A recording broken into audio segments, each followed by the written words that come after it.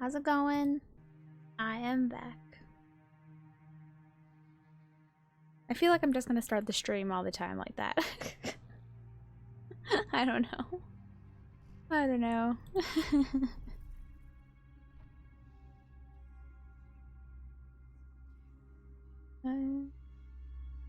Looks fine.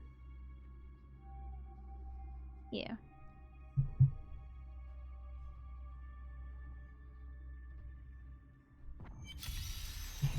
Just sit on my legs. There we go.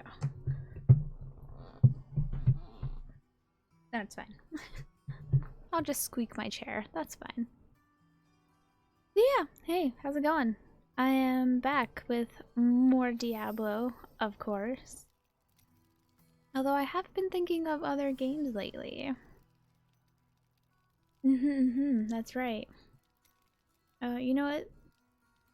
I can start. I'm not gonna do the runs like I was doing last time. I'm gonna do it once since we're starting in the new game. And do one quick run, and then we're gonna go and level up gems.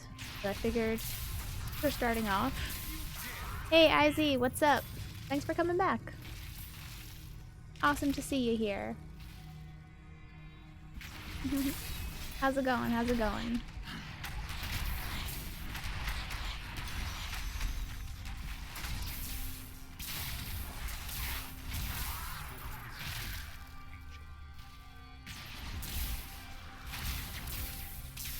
I'm so good, I astound myself. No, I'm alright, I'm alright. Can't complain.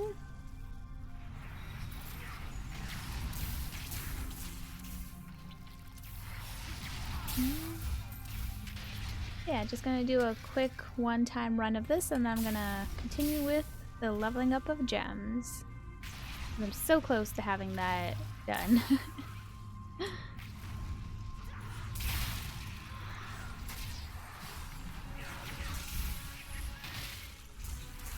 Wait, did I hear a treasure goblin? Yeah, I did. Ooh, blood shard.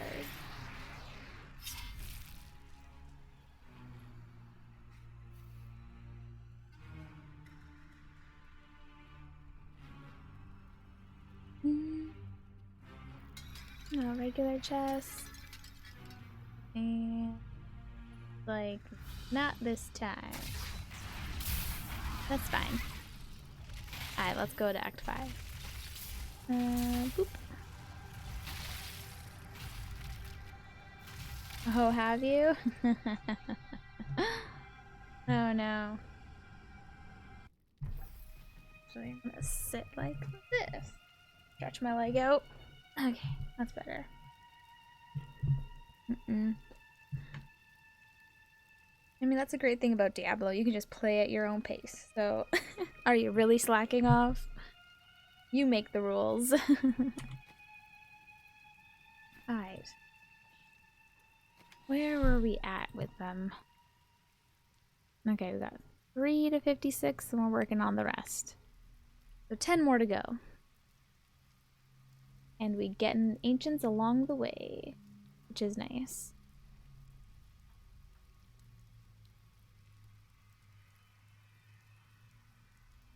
Okay.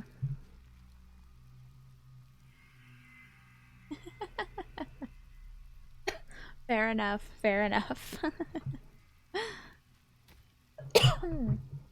Alrighty. Okay. Let's get started. Yeah, I got a little update with the potential job. So I had my little phone interview. It lasted like 5 minutes. And I just answered some more questions pretty much. Primarily it was so on the phone was the general manager who I met when I went in for the interview last week, as well as I can't remember what she called her, the creative something. I can't remember what the exact title is. I have it in the email. But the creative director or something like that. Yeah. Creative consultant. It was something like that. And so she asked me a few questions because whoever gets this job will be working a lot with her, because it's not just like one person does the job, it's kind of like a team effort kind of thing. So she asked me some questions, and I answered them to the best of my ability and, well, honestly, because that's one of my best traits. I'm an honest person. Like, I really try to be. So, like, for example, she asked me how.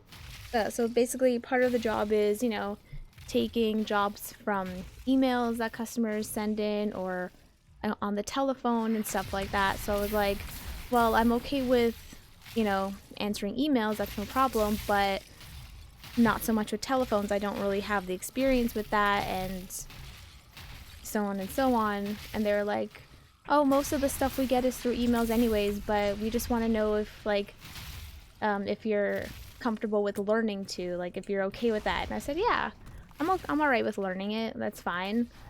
So they seem to like my answers. And I hope they appreciate my honesty. I mean, I don't, like, while I understand why people, like, lie in interviews, it also, like, can make you look like the dumbass if, you say you can do all these things and then you get hired and it turns out you can't. So yeah, I wasn't gonna put myself in that kind of a position. So yeah, so hopefully, I guess we'll see how it goes. They told me that I can expect to hear back later this week after they do some more calls with the other candidates for the job, so I'll find out. They seem to like my answers, I think. Like, I don't know, they were pleasant enough. So I guess I'll just find out. And yeah, go from there, I guess. Yeah.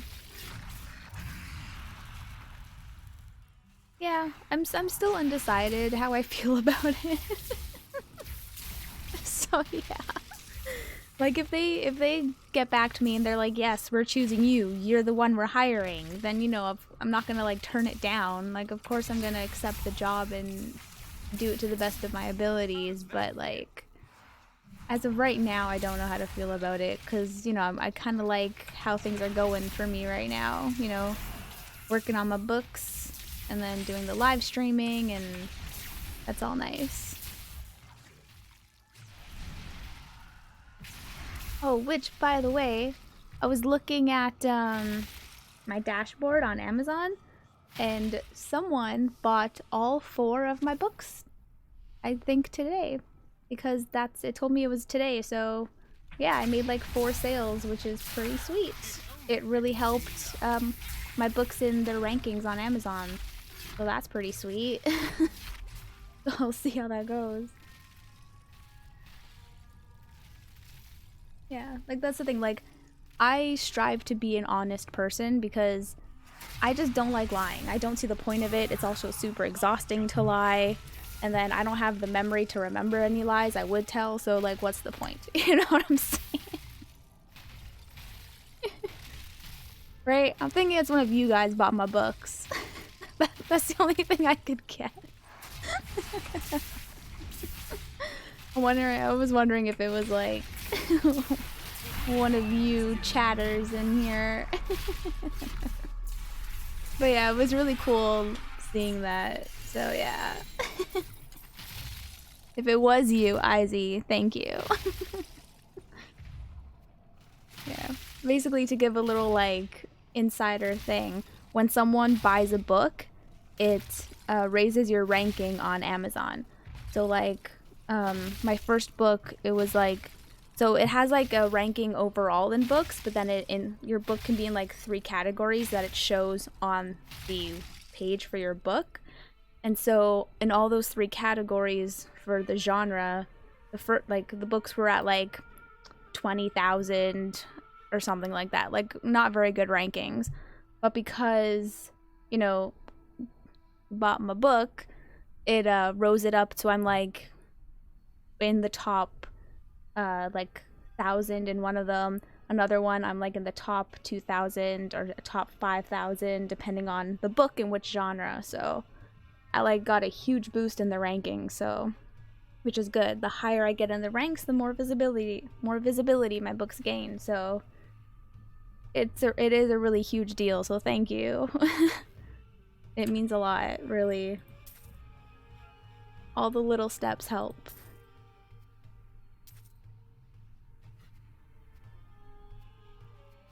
Ooh, and I should say, because of that, because of you and, you know, the others who have been in here, Doc, I believe, has even bought my books and whatnot. Because of you guys, I'm actually going to be making, so far, for the month of May, I'll be making like $13 off of my books, which is like a huge deal. Because I've only ever made like less than $10, and it's like, usually it's around like $5 I'll make a month. So like the fact that I'm making like almost triple or that is like kind of cool for once. So yeah, thank you. It's nice to see something happening with my books.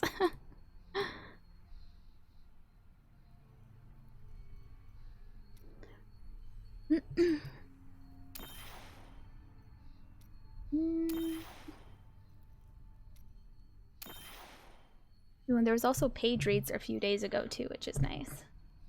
So yeah, I check like every day. I check these stats and see how everything's going. But yeah. Well, that's fine. Take your time, dear. Take your time. As long as you're having fun with the books. That's as long as you're enjoying them. I need to go back.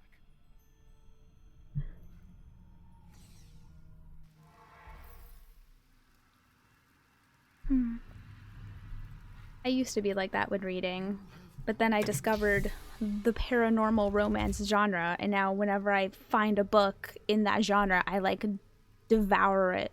Like I can go through a book in like a day if I really wanted. It's crazy, but it's only in this genre.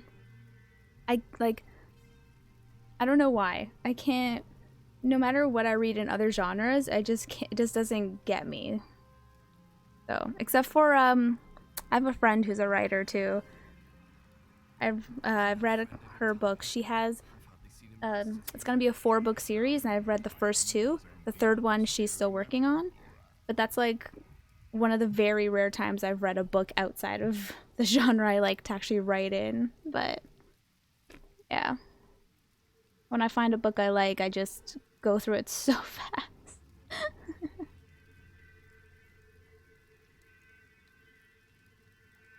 Oh, that's cool. That's awesome. Yeah.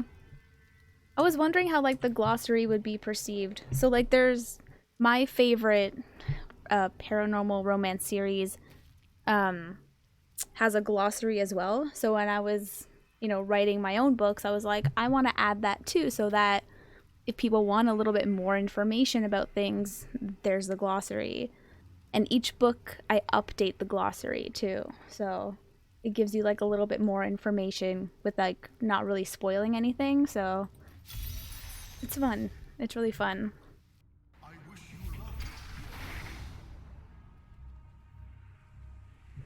And then I'm not gonna lie, even though like I created a lot of the stuff for my series like 10 years ago, as I'm writing, sometimes I'll think up something new to add. So and then I'm like, oh, I should definitely add this to the glossary. And then yeah. Or not, because sometimes the new things I think up are spoilers. So but yeah, it's a constantly evolving thing. Even though I've been working on it for so long, technically. I'm so good, I astound myself. Yeah. I mean, that's why, like, so many people have asked me. So, like, I've told people that in my series, there's probably, actually, not probably, there is going to be, like, 60 books. Like, 60. And so I've been asked the question, like, that's so many books, and obviously it's going to take me so many years to write. Will I ever get bored of it? And I'm like, how could I possibly get bored when, like, every book is kind of its own thing? Even though it's all connected by a single plot throughout the entire series, each book has its own main characters, and that may or may not pop up in other books, and Like, each book has just its own thing going on. It's like, yeah. I mean, the first book, they traveled to like different dimensions and or whatever. And then the second book kind of had like a crime organization thing going on. The third one is kind of wholesome and sweet with like an amnesia plot line in it. Like, they're all so different in a way. Like, I'm not gonna get bored. Yeah. It's a lot of books I got planned for the series. That's why I'm like kind of moving my butt on like publishing them and writing them and stuff. So yeah. I mean, originally, you know, when I first started thinking up this series, I was like, oh, you know, I'm gonna release like one book a year and then I'm good. And then like, you know, 10 years later, I look at how many books I actually have planned for this series and I'm like, oh my god, I'm 30 years old. If I write a book a year, I'll be freaking 90 by the time I'm done. So I was like, nah, I gotta do something. So that thought kind of, you know, pushed me into gear and I started seriously thinking about publishing. And then I was like, all right, I gotta publish at least 2 books a year. So like, yeah. So yeah. Ultimately, if I can get to the point where I'm publishing 3 books a year, that's like ideal. But it depends on how much time I ultimately have. Yeah, I like variety as well. That's why I love writing my series. Like each book, like, god, I make them so different in a way. Like they are still paranormal romance. You still have that, but it heavily depends on the characters how the plot's gonna go. Didn't see that coming, did you? Yeah, which you would think would be like how things normally go, but there are some books that kind of get repetitive in their plot lines in a way. But I like, you know, I kind of just do whatever I want. So. Oh no, of course not. No, no, no, no. I work like, even though I say so. With my original timeline of putting out 2 books a year, so that means I'm working on a book like for 6 months, right? In those 6 months, you know, I basically, so at first step is I brainstorm the idea for the books. Then I write 2 outlines, a basic outline, a detailed outline, and then I go over the detailed outline, which the detailed outline is sometimes like 10,000 words in itself, which is a lot. And I go over that a few times to make sure that the plot is good, that the characters are great, the motivations, and all that kind of stuff. And then I start writing the first draft. And then I edit it, and then my editor edits it, and then I revise her edits. Like, it goes through a lot. I put a lot of work into my books. So, like, it's not, like, rushed or anything like that. So, yeah. I would never want to put out something that, like, I'm not absolutely proud of. And, like, me with, like, my issues, like, I've never really been proud of myself or anything like that. But when it comes to my books and my writer persona, like, nothing gets in my way. Not even myself. Like, I can kind of be a lazy person sometimes. But, like, when it comes to my writing time and my books and working on them, like, that all just goes away. Yeah, exactly. My passion, you know? When it's something you love, it's just, you just go all in, you know?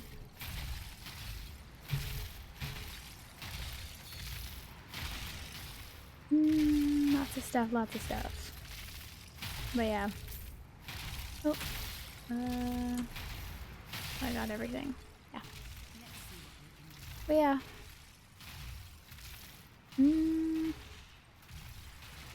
Yeah, but all I need to do now is make enough money off of them to live off of. Or at least kind of live off of.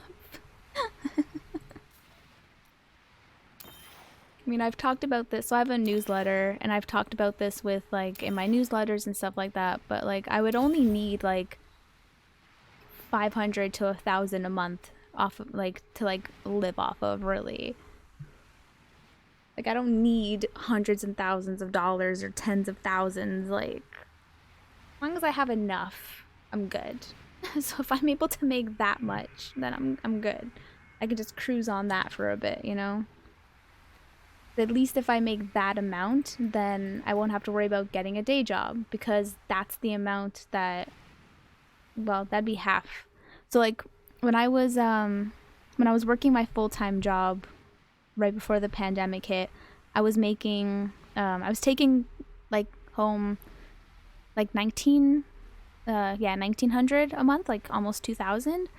So if I can make half of that, I'm good. Especially because now that I'm living back home with my mom, I don't need to make a lot of money. You know what I mean? I just need to make like enough.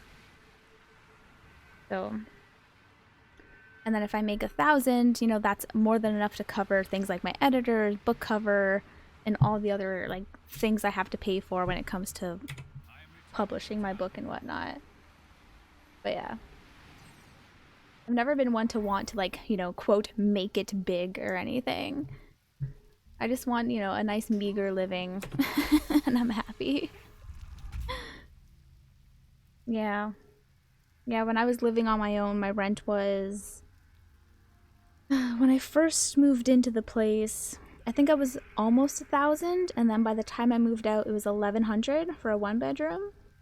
So it was 1,100 for rent by the end of my stay in that apartment, and then I think it was like 110 or 120 for my internet. My mom was helping me out with my cell phone, so I didn't have to pay that.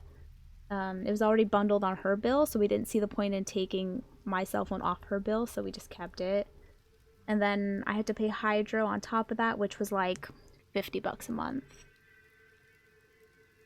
So, yeah, no, I got really lucky with my rent, I'm not gonna lie. Like, when I moved into the place, like I said, I think it was like 900 and something or like just under 1,000. So, like, and for the area I was living in, it was not so bad. But like now, God, to get a one bedroom now in a decent neighborhood, you're looking at like 12, 1,300 or something. So yeah, I got really lucky with the place that I found. And it sucks I had to move, but shit happens, so that's life.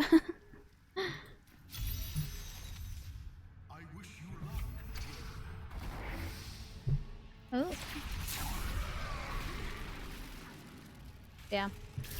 Moving sucks. Like, just the act of moving in general. Like, packing up your stuff and all of that.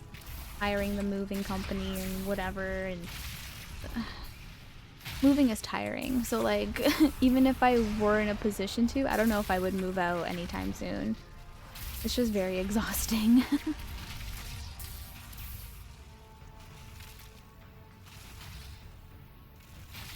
Ooh, boy, yeah. Yeah, it's crazy finding a decent place at like a decent price in like a good neighbor, like a decent enough neighborhood, you know what I mean? If you go to like a shittier neighborhood, the rent will be cheaper, but then you're not in a not so great neighborhood, right?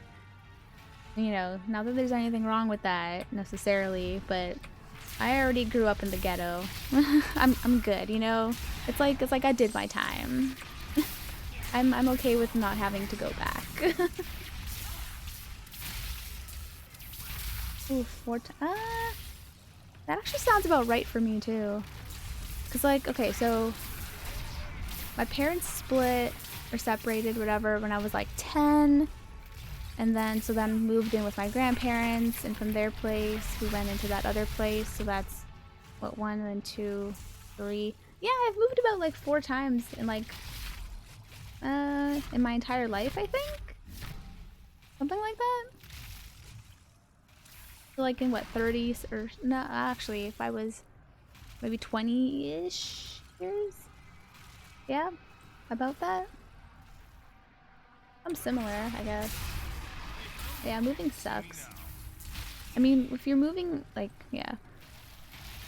It's just annoying, because, like, if you live in, like, an apartment building, not only do you have to coordinate when you're getting the moving truck or anything like that, but also making sure you have the elevator on service, which sometimes maybe it's already booked or you can't get a specific time or whatever, so the coordination can be a little annoying. Especially like because you gotta coordinate the place you're already moving, the place you already live in, and then you have to coordinate with the place you're moving into. So 11 times your entire life. Wow. That's crazy. Damn. That is a lot. Yeah, you win. you win this one, IZ. That's a lot. Wow. Yeah, moving's annoying. Oh, dead end. Ooh. Yeah. Hmm.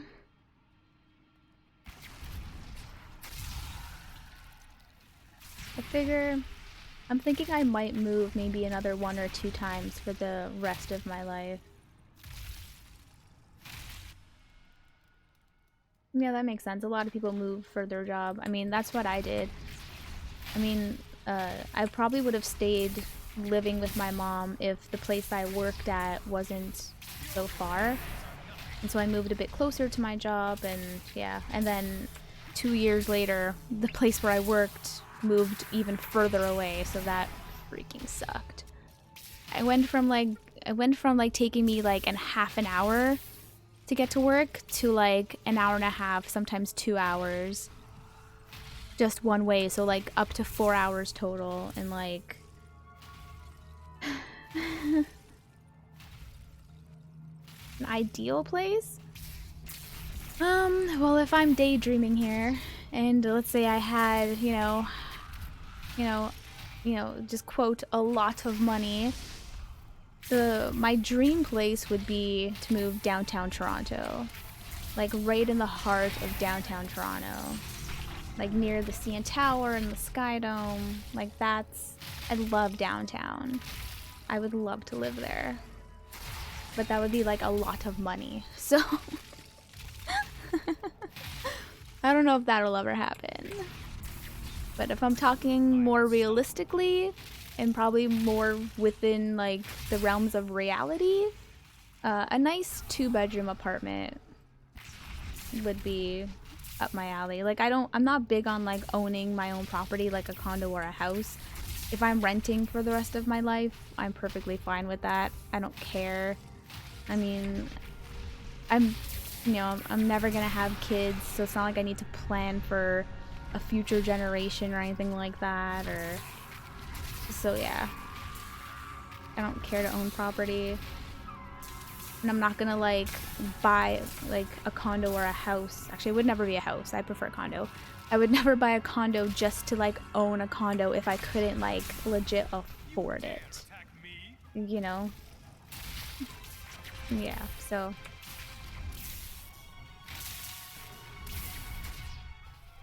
But who knows what the future holds? I mean, I can't even predict like what like next month will be. So who knows?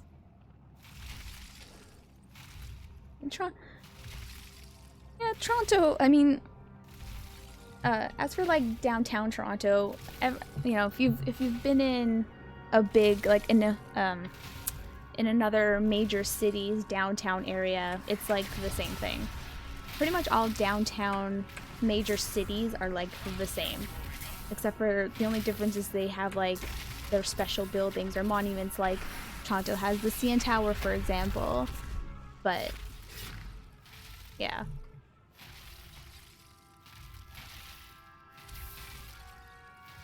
Oh, nice. That's awesome. Oh, sweet. Oh god, oh, that's awesome. I believe Washington, D.C. is where, like, I landed in when I went to West Virginia, I think? I don't remember now. I think the airport was Dulles or Dulles, however you pronounce that.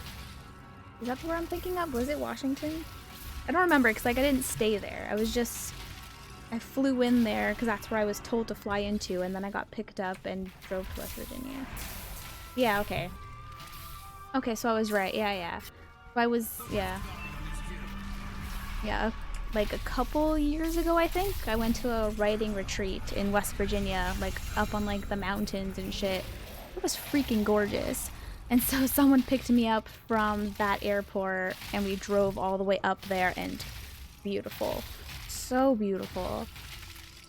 Yeah. It was fun. It was a fun weekend. It was like it was like the first time I had like ever, you know, met someone off the internet kind of thing. So like my mom was kind of like super paranoid about it, which I get, I understand, but like I knew I was gonna be okay because I knew the people, like I knew them from talking online and stuff like that, but still it was really nerve-wracking to meet strangers off the internet and then like also be in an area which was pretty remote and unfamiliar to me, but like normally I never would have done something like that, but it was a writing retreat. I was gonna be with a bunch of writers. I had to go. Like the writer in me didn't give a shit. So yeah. Oh god, West Virginia. It was so beautiful driving into the mountains. Oh, gorgeous, gorgeous. And the place that we stayed at was like almost right next to the mountains, so like there were some nice pictures from there, and yeah. It was really fun. It was nice. It was like the first time I actually like talked openly about my books with people, which was like so surreal in a way. It was nice. It was before I had even published my books. So yeah, it was in 2019 then, because it was before I published my first book. Yeah. Right? We summoned them on Uber. Oh my god, it's funny you put it that way, but yeah. Calling an Uber, they're strangers technically. But I mean, like, Uber is kind of like taxis, so like, I mean, it's not that strange. But flying to another country I've never been before, into like a secluded mountain kind of cabin like area. Yep, that is definitely something they warn you about back in the 90s to never do. But I did it. I met strangers off the internet and it was a lovely time.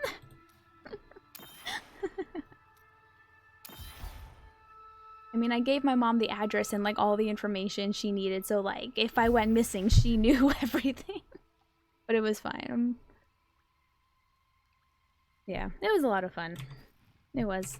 I would definitely do it again if like the people I went with, if they organize something like that again, which I believe they will. But yeah, if they organize something like that again, I would totally go. It was really fun. And that's actually where I met one of my friends who I still talk to. Yeah, I met him there. He was really nice.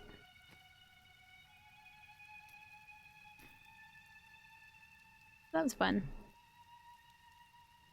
Ooh, and it was also the first time I've ever been called charismatic, which I never thought that about myself and still don't, but I thought that was amusing. So yeah.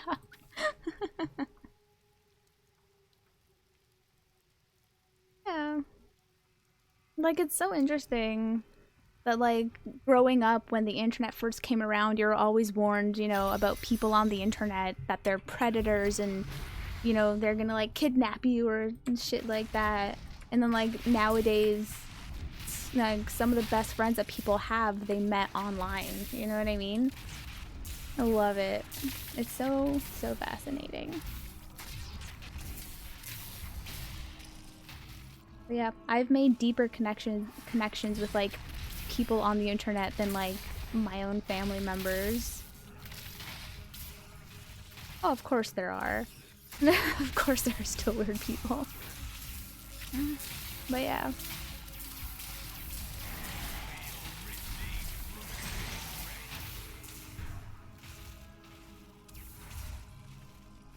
Right? There's so you can meet so many more people, and like it's not even just meeting people, it's meeting people with common interests is the thing. Right? Why? how's it going? DVA Mechanics.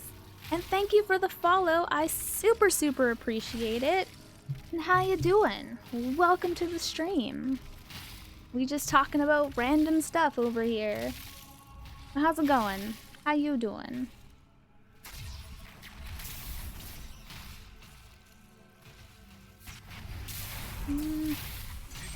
Yeah, there's so many like fellow writers I've met because of the internet and like, you know, being able to easily connect with people. It's so cool. I love it.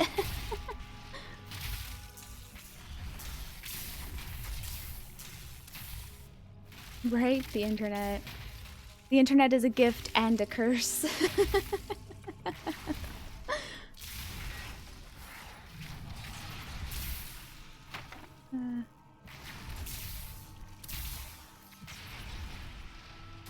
And like, I'm just glad they made it easier to watch anime, I'm just saying. Like, all praise, all hail Crunchyroll for being amazing and having like a bunch of anime to easily watch. And I do not want to have to go back to the days of like trying to pirate it because I just couldn't get it over here. So thank God for streaming services.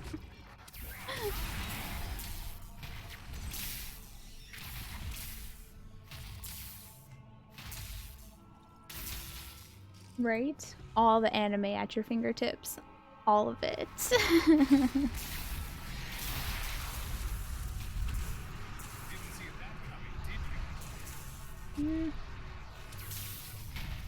Gotta love the convenience. And then like, God, not even like, the fact that you can download things like on Netflix to watch it offline is like so awesome as well. You can do it for like Disney as well. I don't know why Crunchyroll won't let you do that. Because you can do it with Netflix and Disney. So like if you're going on an airplane or something, you can download a bunch of like TV shows or movies. And then like you don't need an internet connection to watch them. They're all downloaded. So Crunchyroll needs to step up their game and do that too. Because that'd be a game changer.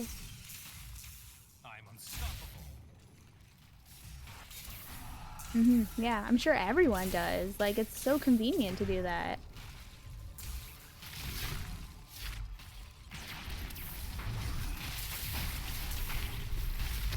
I mean, that's how, so like I said, it would take me, when I was working, like an hour and a half to 2 hours to get, like, to and from work, right? So, you know, for those hours, I would just watch stuff on Netflix and whatnot, just to catch up on a bunch of stuff.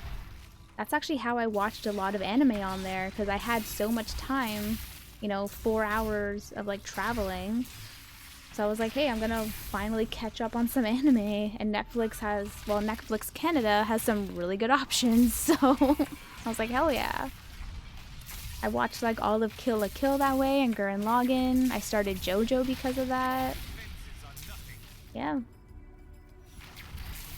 Oh my god, I listened to a lot of podcasts and audio dramas back then too. That got me through my workday so much. But yeah. Yeah, well it was like 2 hours to and from, so a total of 4. But yeah. It was ridiculous. In the beginning, like I didn't mind it, but then as things started changing at my job, the travel was starting to really wear on me. Like I wasn't, that last year that I was working, yeah, just a lot of stuff was going on, and that long commute did not help anything. So yeah,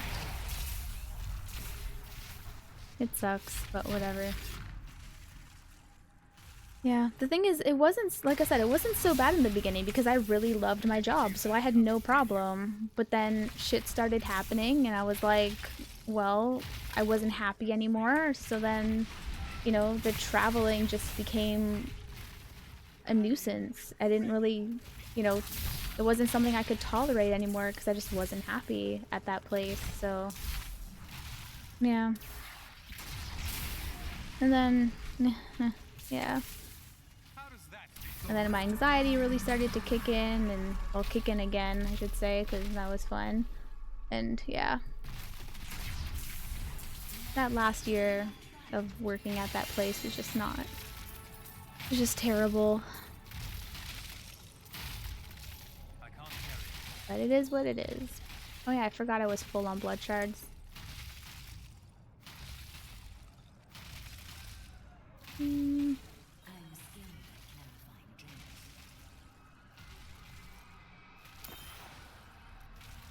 I think that's like the longest I've ever had to travel for a job too.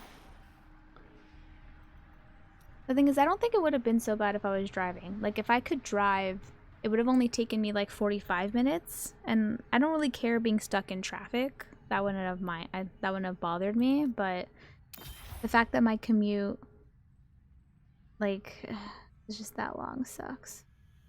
It's just awful. But yeah.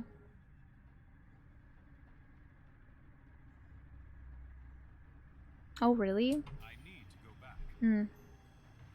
That's funny. That's kind of been like my stamina too, which is interesting. Like not in the same way that you're describing, but like it's actually interesting.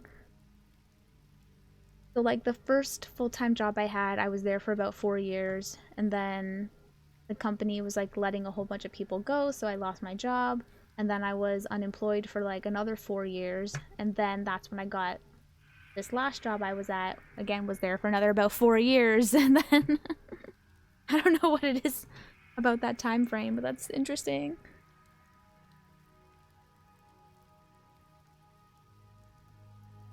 Oh, that's really cool.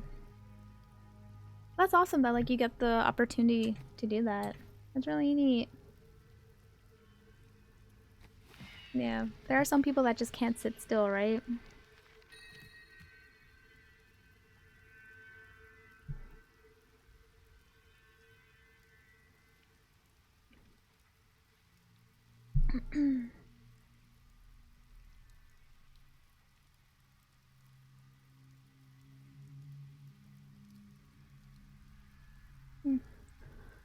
Okay, let's take a quick look. Oh, another potion. Uh,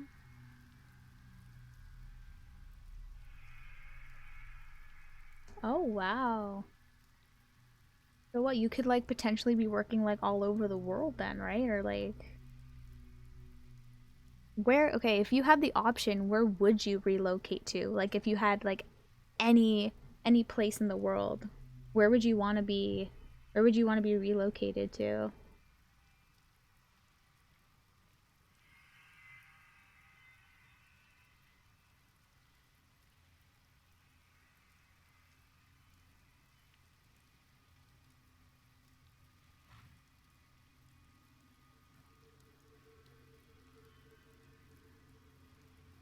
Oh, nice choices. I'd love to go to Bermuda at some point. That'd be nice. Barcelona.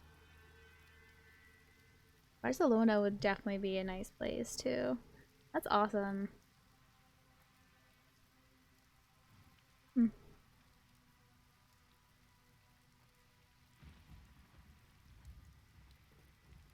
cool.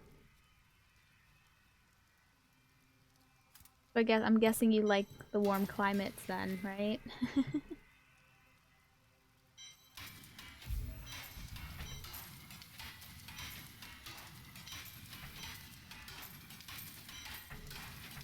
You don't need any of these.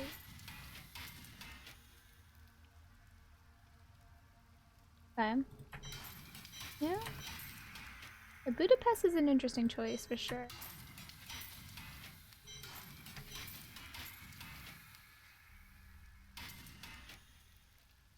Neat. I don't know if I could live in any of those places though. Like traveling to them on for like vacation, sure. I don't know if I could live there though. Like I'm not much of a like when I go on vacations, I'm not like a resort beach poolside person. Like I said, my favorite vacation spot is Vegas. You know, it's a big city. lots going on. I see all the shows and stuff like that. So like I like a bustling city for like my vacation. Yeah. I mean, I'm also like super pale, so like I don't do sunlight. Me and the sun, we don't like each other. Oh, that's you. No, you're better.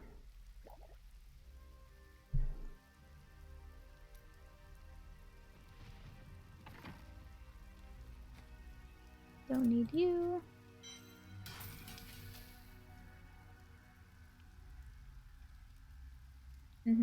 Yeah, for sure.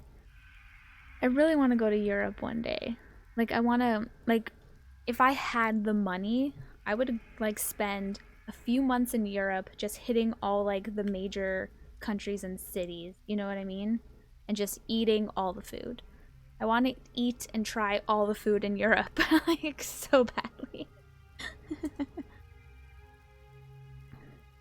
Oh, and then Japan. I mean, I have to go to Japan. I mean, I'm a giant, you know, anime fan. I have to pay my respects. I have to go there at some point in my life. But yeah. But that's like just for vacation wise. Living, I really like my city. I love Toronto. So like I don't think I'll ever like live anywhere else. Or if I were to move anywhere else, it would still be like within Canada. Like I love being Canadian. I love living in Canada. So yeah, I would never like leave permanently.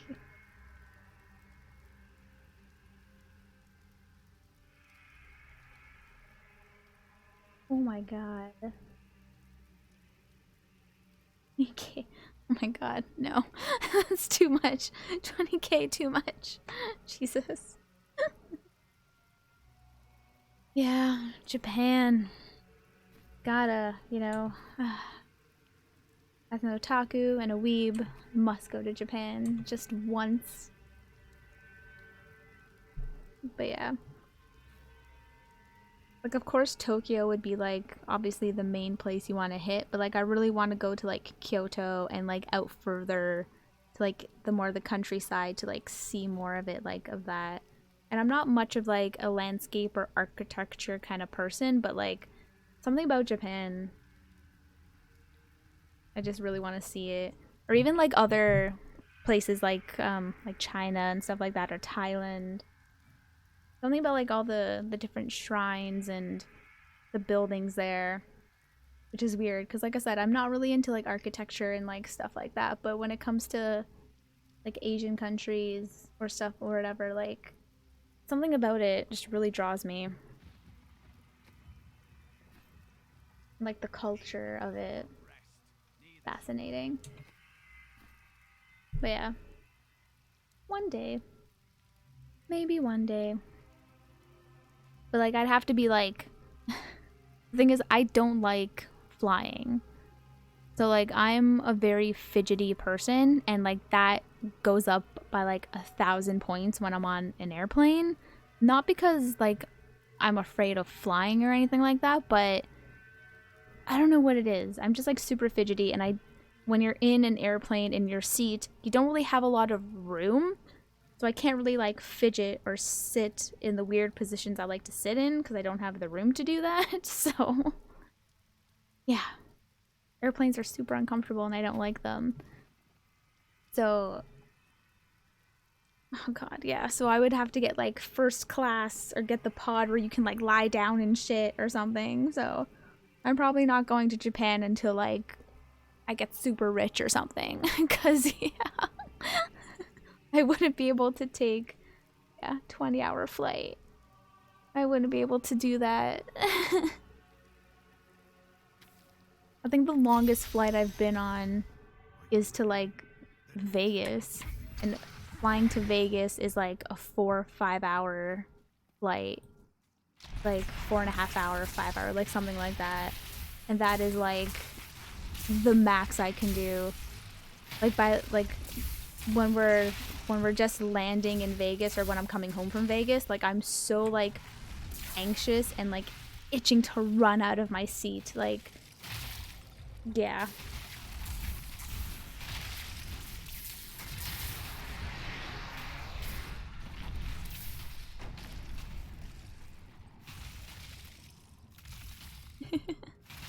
Right? That's why if I'm gonna be traveling somewhere that it's gonna take that long to travel, I'm gonna be in that country for a while to take advantage of that. But yeah.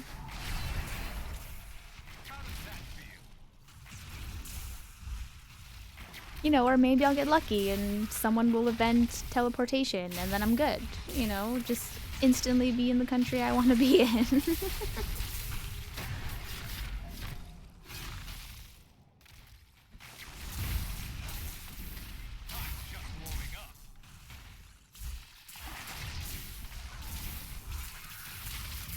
But as I said, who knows what'll happen in the future?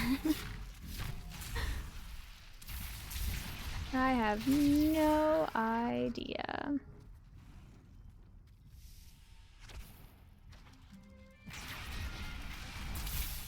I'm just gonna live my life and do what I do.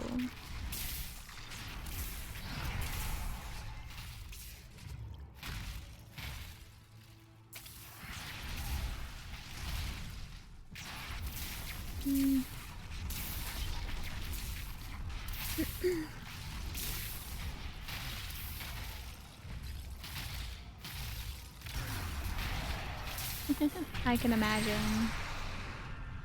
I remember the first time I went on vacation, I think I was in high school, and my family and we drove down to Florida, and that took 24 hours or so. Like a 24-hour drive. I don't really remember it because it was like so long ago, like 15 plus years ago at this point, but just thinking about that is crazy.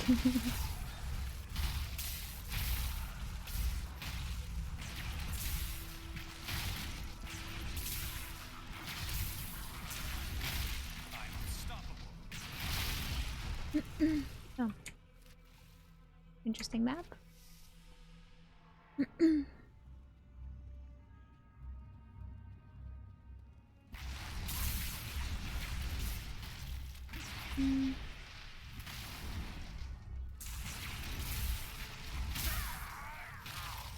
What's this say?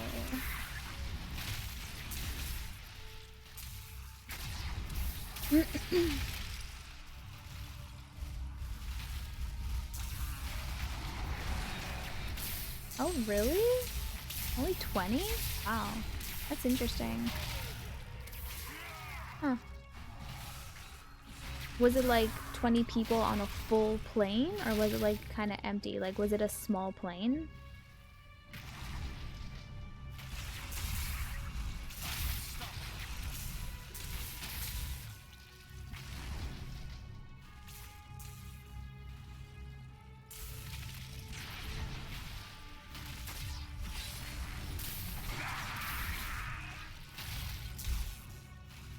Not this one. Oh, really? So there was just a lot of empty seats, eh? Huh. That's so interesting. I've never been on a flight where there were like a lot of empty seats. There was one time that my mom and I got lucky, and we were in like there were 3 seats in the row, and like it was just the 2 of us, so we had like an empty seat between us, so that was nice. But I've never been on a flight with that many empty seats. That's crazy. Normally they're so full or they're like overbooked. Like the one time my mom and I went to Florida and they freaking overbooked the flight, so we had to wait for the next one. Like, it was so dumb. We ended up getting like compensated for it, but like, how could you overbook a flight? Like, I don't. Oh, we have full blood shards already. Or wait, we already had. Oh, I didn't spend my blood shards. I'm dumb.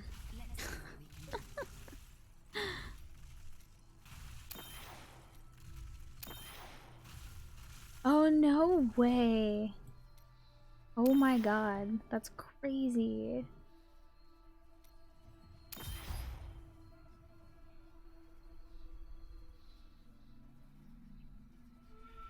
Yeah, but so what if people drop last minute? They shouldn't freaking overbook. That's dumb. But I don't know how you overbook because, like, when you book your flight, obviously you get assigned a seat, right? So, like, unless, like, the only thing I can think of is that there's so many different websites that you could buy plane tickets on that, like, maybe there's just cross, you know, miscommunication between them or something. I need to go back. That's still really annoying.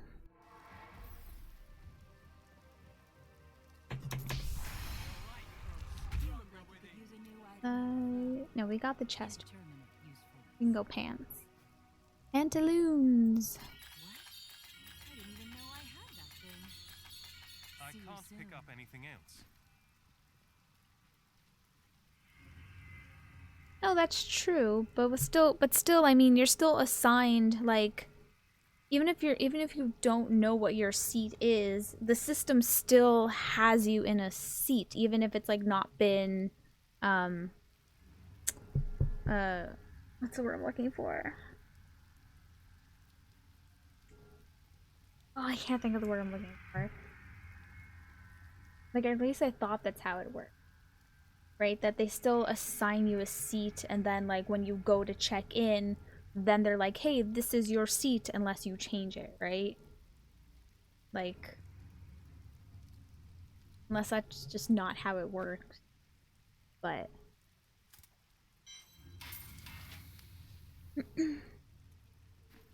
still, it's still annoying. I'm just saying. Oh, and the last couple times I flew, I did learn how to, like, upgrade my seating and stuff like that so that I can get at least to be a little bit more comfortable and a little bit more leg room, which helps my fidgetiness. But yeah. But, like, it's an upgrade from, like, there's no, like, first class on the planes I've been on. It's always just been, like, a better, like, one, like, premium economy or something like that, I think it's called. So it's basically just, like, the rows at the front of the seat, which gives you, like, a few more inches of space. But yeah. God, the whole process of flying is just annoying. I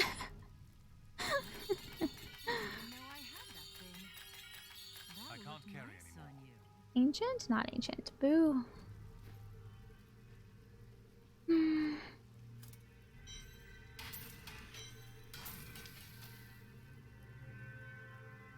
Yeah. Right? More legroom is, like, essential. Like, I need it. I need it so much. And even though I know, like, the aisle seat is, like, I've been told is, like, better because then you get a little bit more room, and if you need to get up and stretch, it's a lot easier, but I still prefer the window. Especially because, like, if I'm in the aisle seat and there's, like, other people next to me, like, not just my mom, then, like, if they need to get up, I don't want to have to, like, be in anyone's way, or if I'm watching something, I don't want to have to, like, move for them and stuff like that. So if I'm by the window, I kind of can just, like, shut out the world and just watch whatever I'm watching and just hope that the hours go by fast. Let's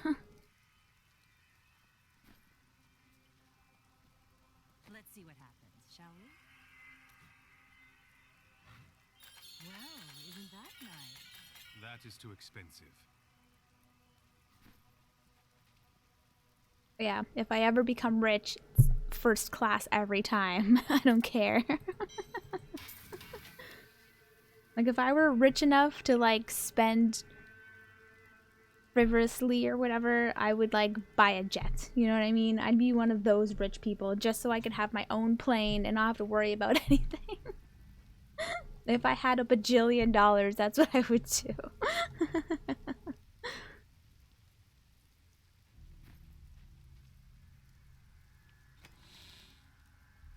Oh, let me get rid of the... Oh, I need to identify first. But yeah. I just wish flying could be a better experience. I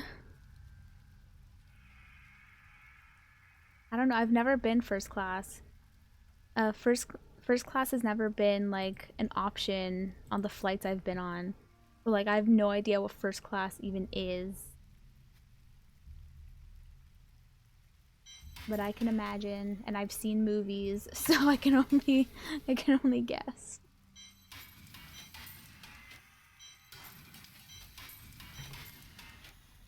I don't even know how expensive they are either. Like, I don't know what the pricing is compared to like regular economy or whatever.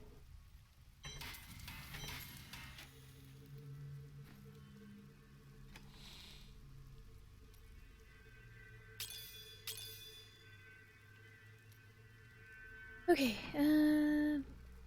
47. Oh my god, so close. Look at that. So close.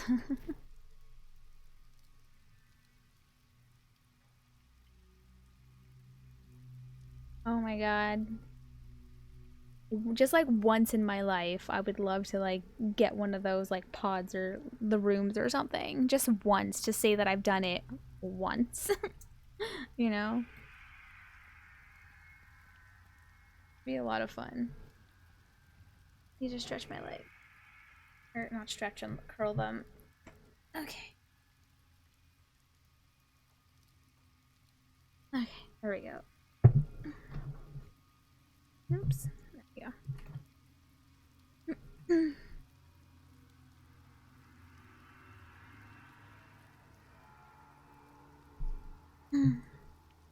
But yeah, they'd be interesting to try out. I don't know, like I said, I'd probably have to do that if I were going to like Japan or something, because I wouldn't be able to do economy or even premium economy to Japan. That's like, that'd be too much for me.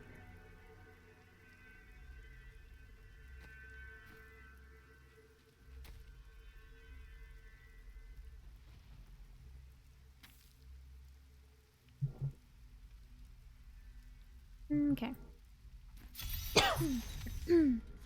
wish you luck, hero.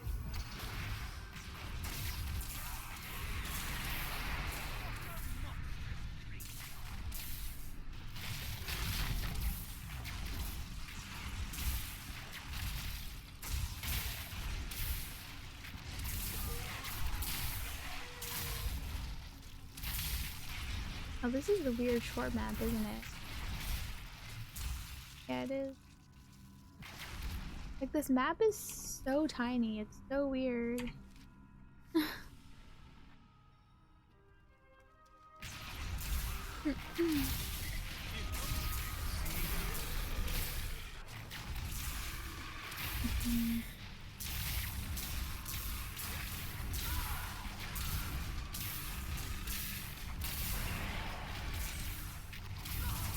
Haha, dodge that.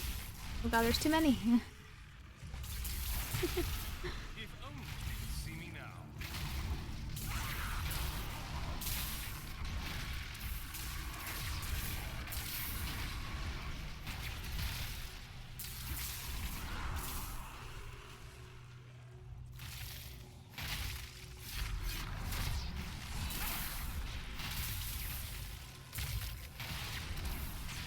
Oh, I was watching something on YouTube of some of the people I watch on there were talking about how there's apparently a war going on TikTok between millennials and Gen Z for some reason.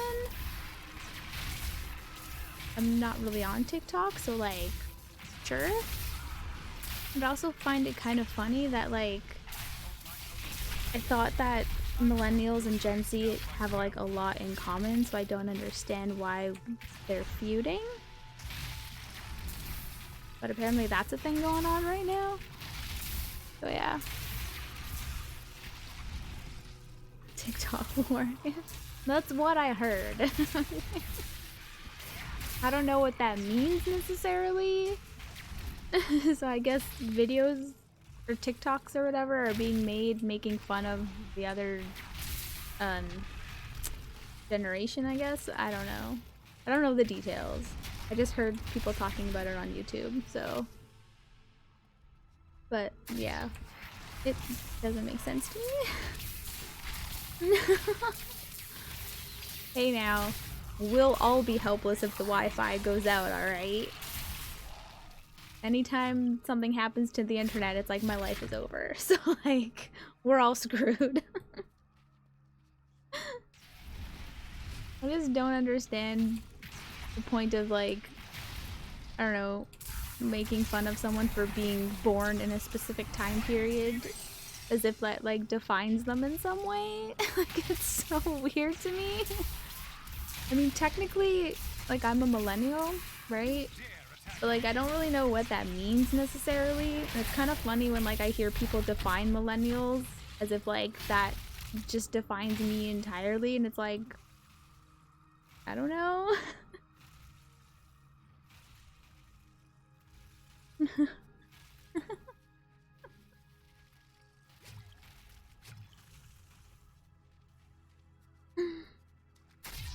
You know, TikTok's an interesting place. I mean, I see lots of like TikTok compilations on YouTube. And they're pretty funny, I'm not gonna lie. At least the ones that I've seen, right?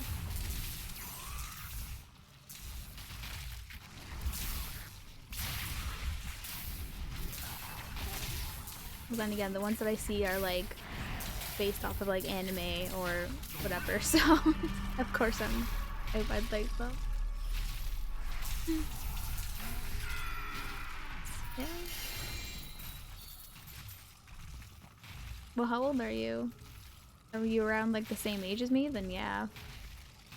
But then again, does it really matter?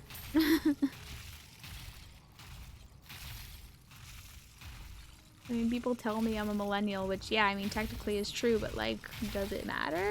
Like, I don't know. It's just another label, you know, whatever. You remember dial-up. Well then I guess you are a millennial. That's how that works, right? Pre-internet.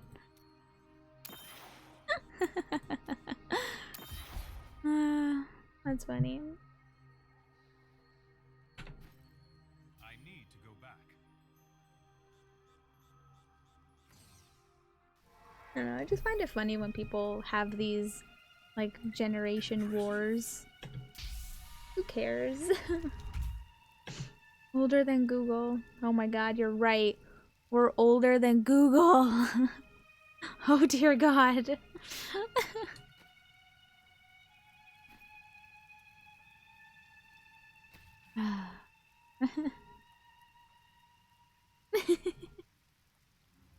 Just like go back to what we were chatting about yesterday. Just throw all those words in. That's basically it. Are you ready? I don't know. Every like generation has its, you know, ups and downs, its pros and cons. Just whatever. People are people. There's good and bad in everything. Whatever. People like to get upset over like the most stupidest things sometimes. Like, who cares?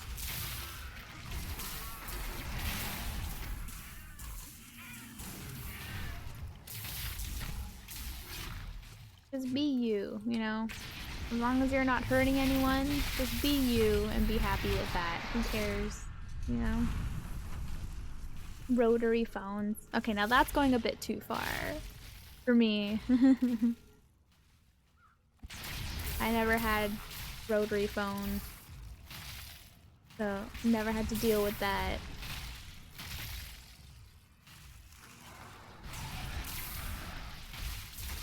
Although I remember having toys that were like rotary phones, so like I had a toy rotary phone, like a little cheap plastic one, pretending to call people.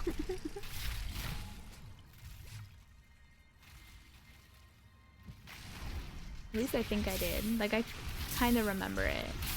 Or maybe my cousin did. Or cousins, I don't know. I feel like that was a toy that I had. Possibly.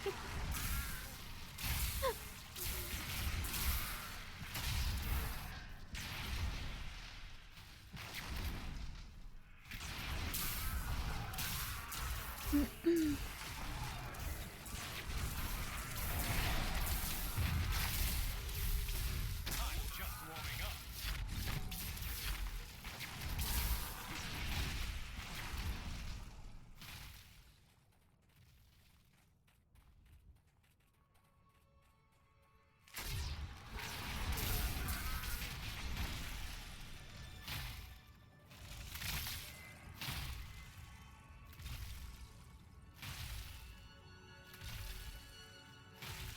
Saturday morning cartoons. Yo.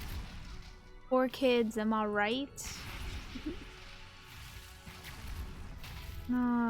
Watching anime on Saturday mornings.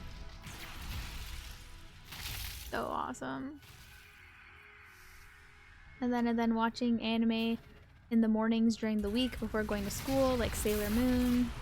And then watching more anime when I come home from school, which was like Pokemon and Card Captors. Escaflowne was then as well. Oh god.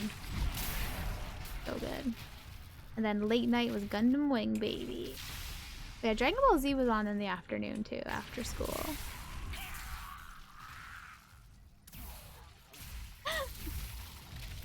I don't think I did a lot of VCR recordings, to be honest. I don't really remember actually doing that. I remember like PVRing stuff though, and that became a thing. Which I think is still now, like people still do that, but I remember it was like you would hear people like PVRing stuff so much more often, like just a few years back.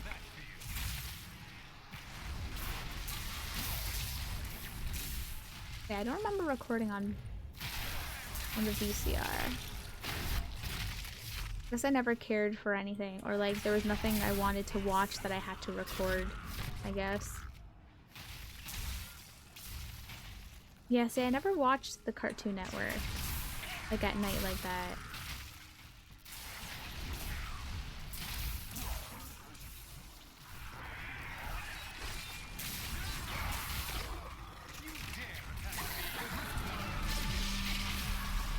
Is it? Oh yeah, there's it again.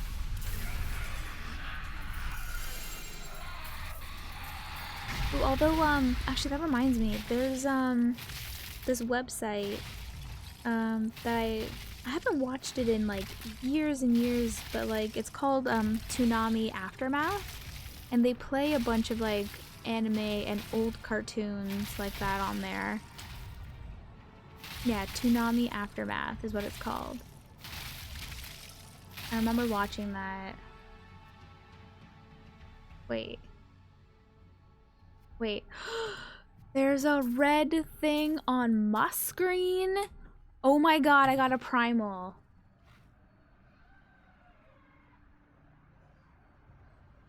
Which one? It was a wand. I picked up a wand. Oh my god. I got my first Primal. I was like, what is that red beam floating up behind me? Oh my god. It's too bad I don't want this freaking wand though.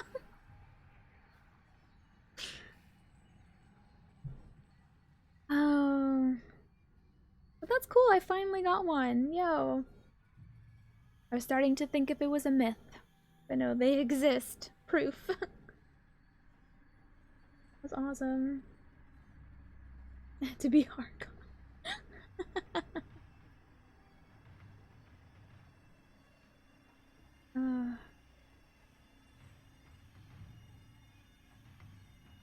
Pretty cool though. Yeah, I don't really care for Chentado's will. I wouldn't use it anyways, but cool having finally got a Primal. Yo.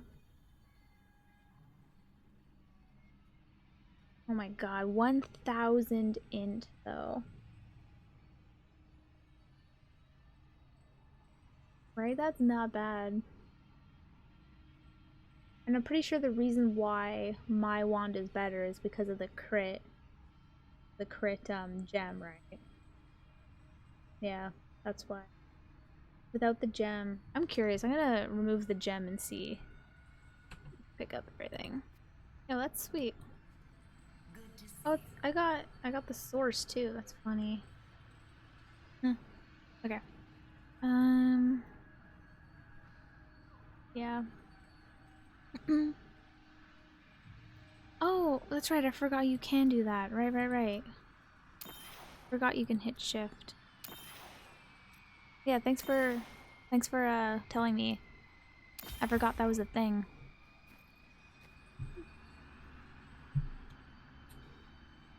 Yeah.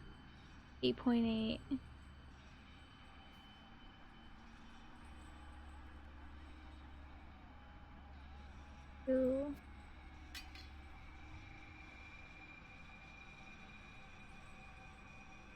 have to put... I would have to roll a socket and then see if I'm really curious. Oh! Level requirement reduced by 40 too. That's interesting. So, like, required level is now 30. That's actually really interesting. Huh. Huh. Hmm. I'd never use it though. But now I'm seriously considering it. The second wall in Archon form, a wave of destruction.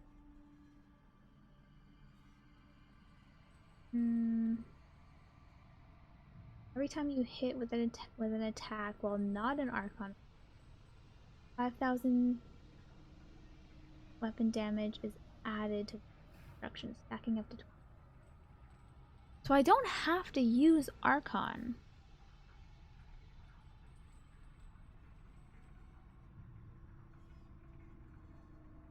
Oh, hey Doc, how's it going? Welcome back to the stream. Yeah, I do have a, like, I think 5 of the whatever it's called gift things, those cubes. Yeah, I don't have to use Archon to use this.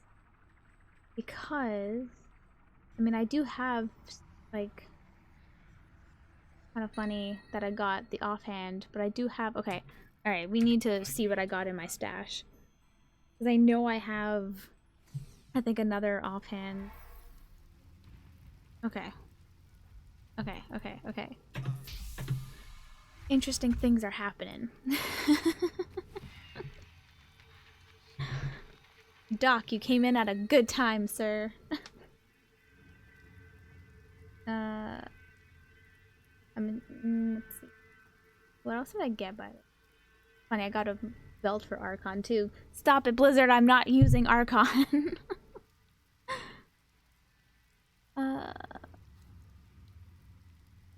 I got another restraint. If my restraint is better. Where's my restraint?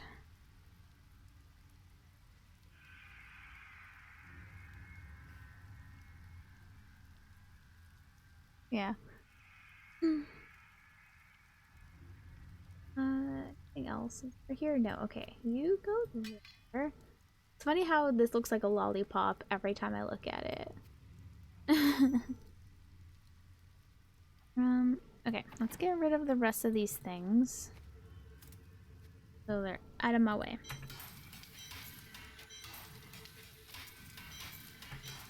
Get out of here.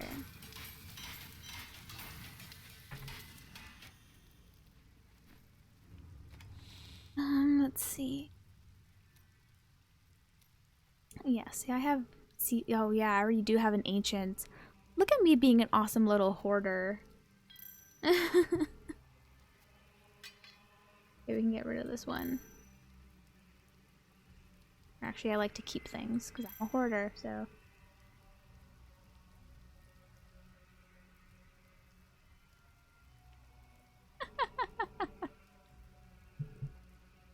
Oh, yeah, that's right. Raiding is a thing. That's so awesome. Yeah, that'd be super awesome, Doc. But yeah, I'm streaming every day, so every night until I find out what's going on with this job, I'll be streaming, so. Yeah. But yeah, I'll be here. I appreciate it if you remember to raid me.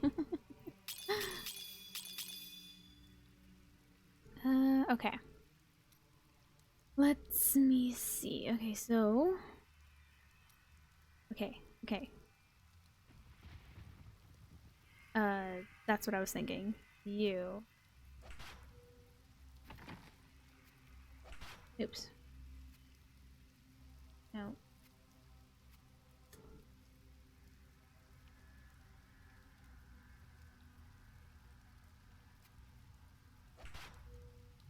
Why? No, isn't it? Wait, am I clicking wrong? I'm clicking wrong. Aw, that's fine, Doc. I appreciate it, though.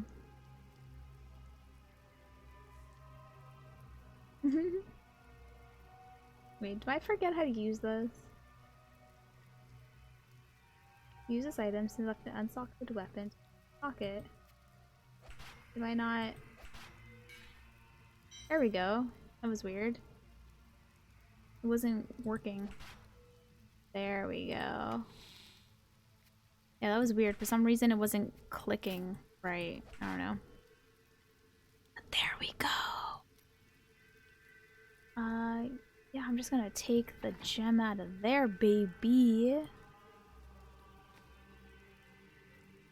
Oh my god, I just realized my Chentad, god, the offhand has a socket too.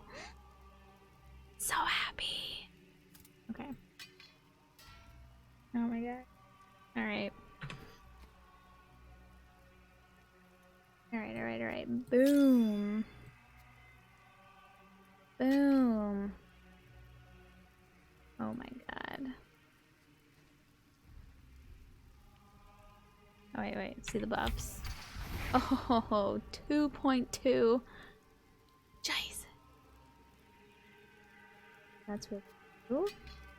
And yeah, I'm gonna put socket you, or not socket, a gem. Because this should work. Should be int. Oh my god. Beautiful. Beautiful. Wow. How awesome. And they're both like, oh my god, I don't, yes. It's so good. I don't really need this anymore. However, I do think I need to put it in my cube. So, go there. I already got the ball there. Oops.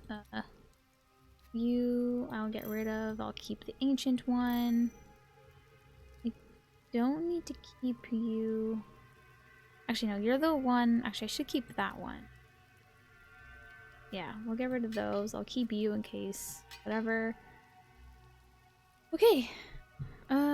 Yeah. Wow, okay. And that's one less item I need to try and get an ancient of, so... yeah, I'll just get rid of those. Salvage, I don't need these. And let's go fiddle around with the stats. Oh! Oh, that's neato.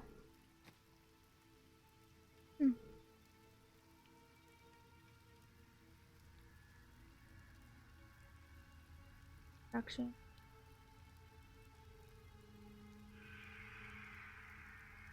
So, okay. You gain an aura of destruction when in Archon form. Right?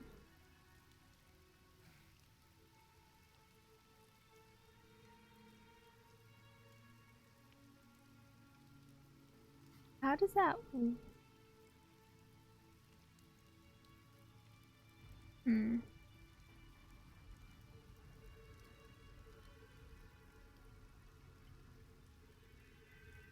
Okay, I'm not understanding this exactly. So... it says that I gain it when entering Archon form, right? But yet it says the second point is every time you hit with an attack while not in Archon form.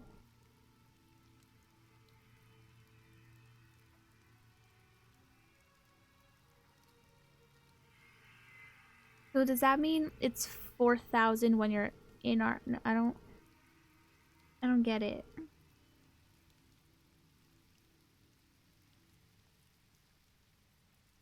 Sometimes the wording of the stuff in this game just doesn't work with my brain, right?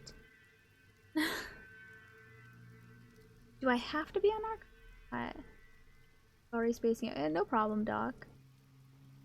No, I'm just trying to figure out if I can I take advantage of the stat, like of this set, while not in Archon. Because I saw this thing here, which I gained an aura of destruction when entering Archon form, but yet the weapon says, like the second point of it, as every time you hit with an attack while not in Archon form. Like, I don't know, is that implying if I'm attacking with like Hydras when not, when not in Archon form? Like, I don't understand exactly what that means. It seems almost contradictory, unless I'm just not understanding it.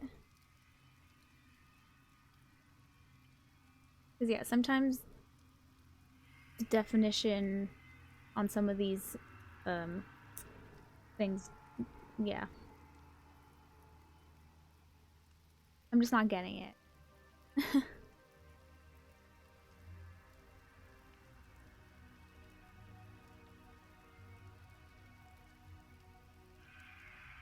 Yeah, I'm gonna have to and see what happens. But what are the possibilities? Oh, that's so interesting.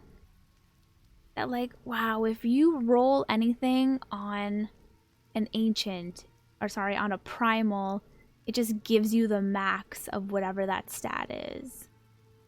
Well, that's crazy. Yo.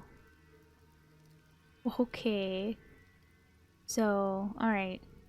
I could do 10% damage or 7% attack speed. Or we got damage and attack speed here. Yeah, that's crazy. Nah, that's just chance to do stuff. And that's just that. So, okay, I'm not very good with like how stats work in this game. What would be better? The damage percent or the attack speed? What would be the better stat?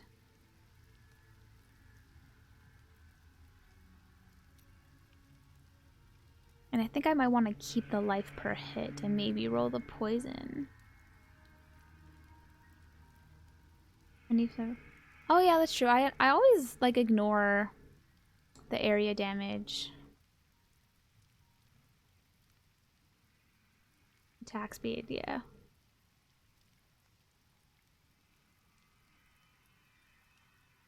Okay.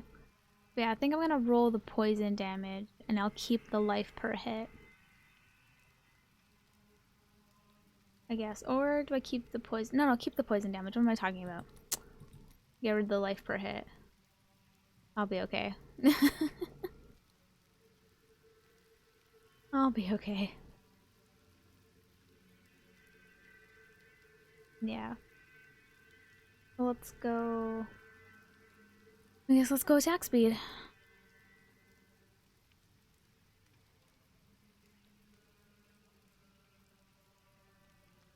Yeah, I could have, but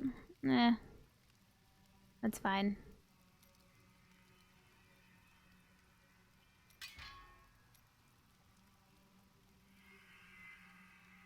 But I'm going to do attack speed. I got the AO, the area damage, nice. But I want attack speed, please. Oh, there's damage. Oh, interesting. I can like see what it is. 3.4. That's cool. Or yeah, we'll go attack speed. That works. Oh, but now we gotta transmogrify it to that. Beautiful.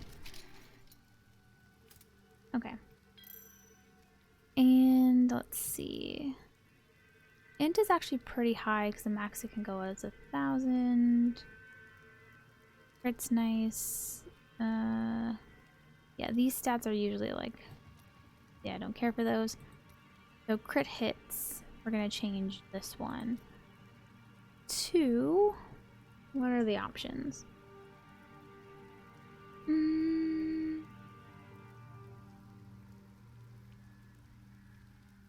on Hydra.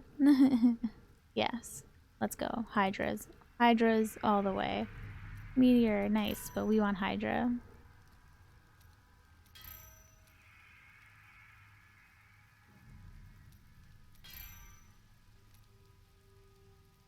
We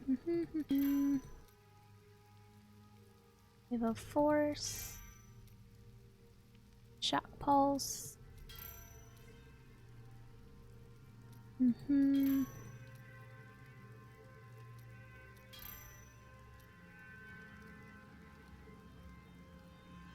Explosive blast. Magic missile. That's a fun one. Disintegrate. Disintegrate's a lot of fun. Makeup intern.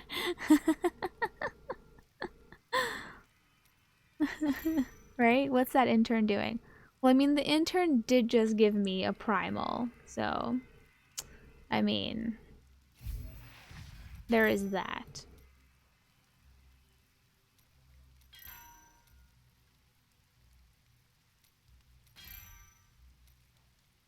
That was really cool, though. You really can't miss them when they drop. It's like really obvious.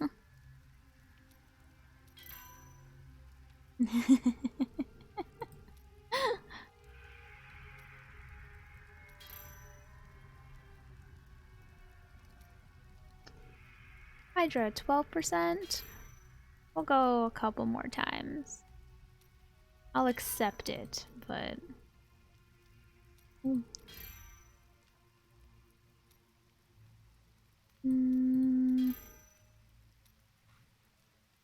Few more tries. One more. No, that's it. Alright. We'll just settle for 12%. That's fine, I guess. Okay. I need to change. I need to transmogrify it to that. Then. Sweet. And yeah, that's that. Huh. Now. Oh yeah, I'll still. That's right. Because of my belt, I still attack pretty quickly with my electrocute. But now. Oops, wrong button. Yeah, that's right. I had that, and then what did the wand do again? Oh right, it made my hydras better.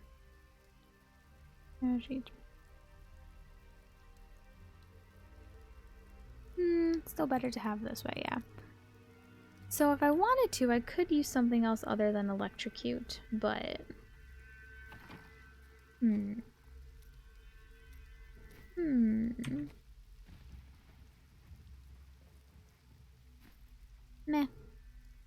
I'll just keep it, because now I can just use any signature spell if I wanted to change out my signature spell. But I'll keep electrocute. Electrocute's pretty fun. Although...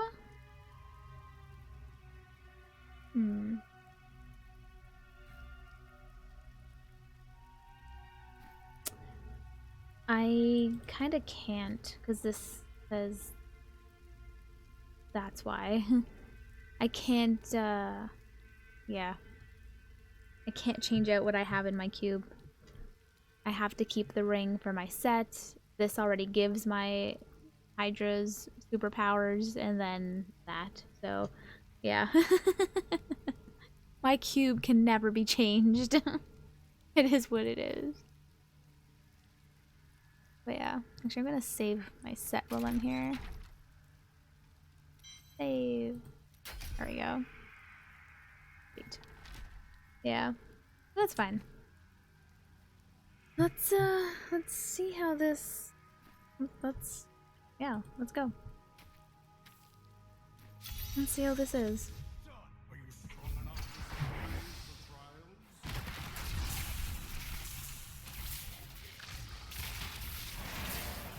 Oh, I took damage, but yeah. Oh god, I'm standing in poison. Yeah. Yeah, interesting. Huh. So, stacking up to 20 times.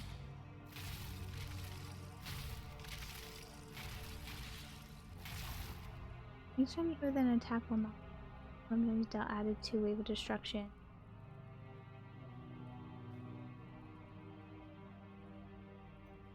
Oh, so I get it. So I can, if I'm not in Archon form, I can stack up the damage and then I can go into Archon form and then that's when I can unleash like 20 times 4,000 essentially the max damage.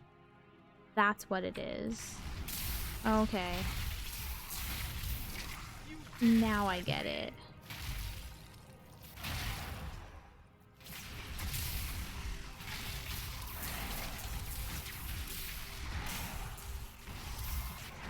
I kind of do have to use Archon to like really take advantage. So it's not really, well, the stats on the new stats are obviously making me stronger. I can't take advantage of the set bonus. Yeah. Unless I use Archon. That's what it is.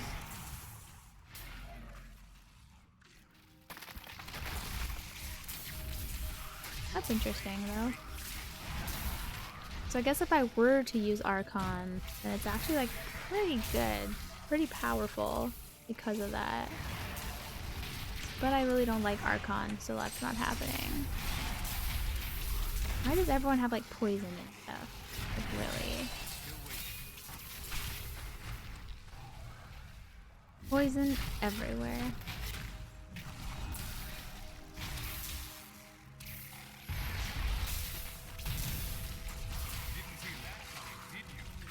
Well, even if I'm not going to use the set bonus, it's still a lot stronger than what I had, so... And hey, it's a Primal. I can't not use it, you know?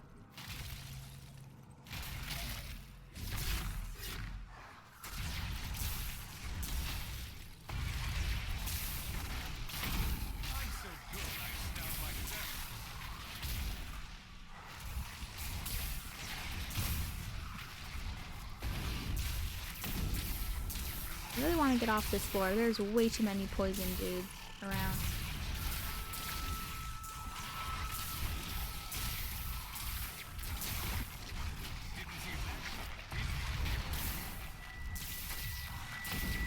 Super curious to see, like, by the time I'm done with all the gems and everything, I really want to see what the highest rift I can do after that. Like, to see how much I've improved.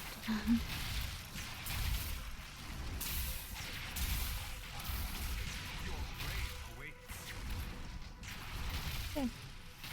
But hey, Doc, by the way, how did your Resident Evil run go? How are you liking the game? I've been watching people play it on YouTube. I can't play it myself, but...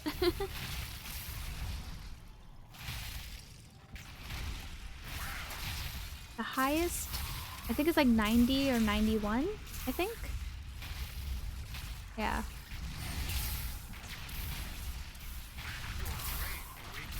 Yeah, something like that, like 90 or 91.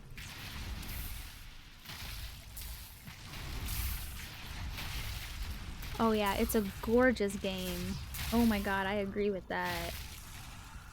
It does look so, so gorgeous. That's cool. I've enjoyed watching people play it because I can't play games like that, but yeah, it's really fun watching people play it. I'm watching like 2 runs of it right now. But that's because like the people I'm watching, their play style is like pretty different, so yeah.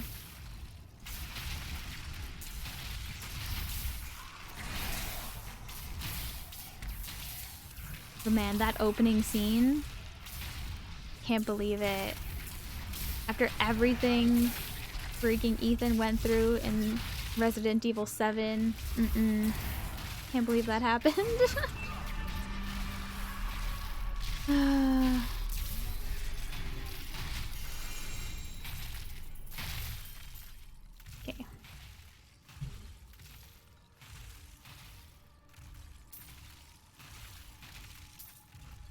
Oops. Get out of here.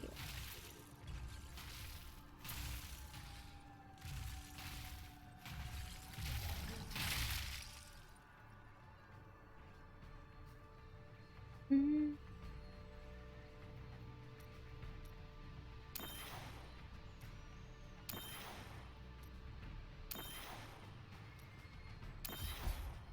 Okay, almost done that gem. I am returning to town.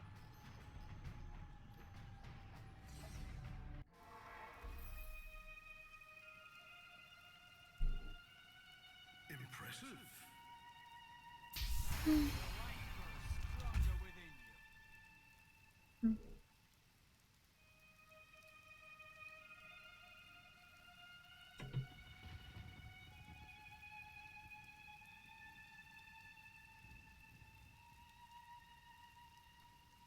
I see, I see. Well, that's actually really... Congrats on that, Doc. Yo. That's awesome. That's such a cool thing to achieve.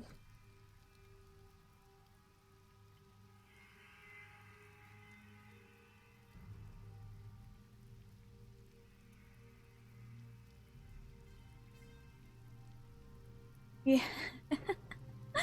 Yeah, I'm a giant chicken, so I cannot watch horror movies and I cannot play horror video games, but I love watching people play horror games on YouTube and I love like watching people talk about horror movies on YouTube. So, yep.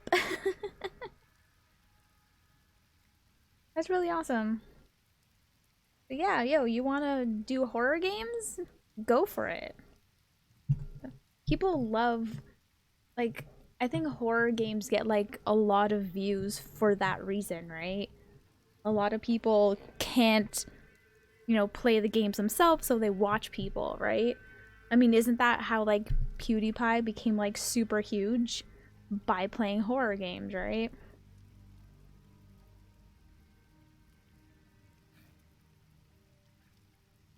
Oh my god, Doc. No, I couldn't. Oh my god, no.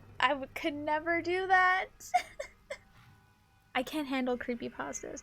Like, okay, there's a podcast called Creepy, and I'd listen to those, and those were okay. But like creepypastas are stories that like have like an element of truth to them. I cannot do. Like I would get too paranoid and like I can't.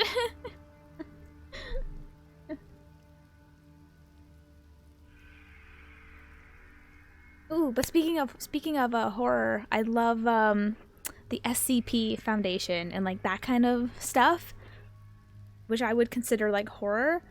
That stuff is so fascinating. I love that there are YouTube channels dedicated to that, and I eat that up. It's so awesome and interesting, and yeah.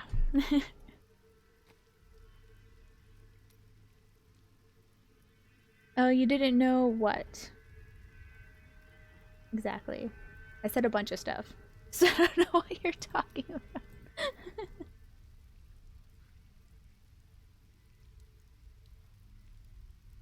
But hey, yeah, I mean, if you love horror, go for it. Make that your thing. I have no idea what my thing is. Oh, about PewDiePie? Yeah. I heard that about him like a long time ago. Like, that's how I know. But yeah. Then again, that's same with I think like even Jacksepticeye, I think is in the same boat. Like what really made him grow was him playing horror games and like Markiplier, right? Those three big YouTubers, it started with horror games. So, which is interesting. But yeah. I don't know. I never, for myself personally, I never really thought of like what my thing would be. Like when I first started streaming in April, it was gonna be like more about my books and stuff like that. But then as things changed and I did the whole gaming thing, now I'm like, I don't know.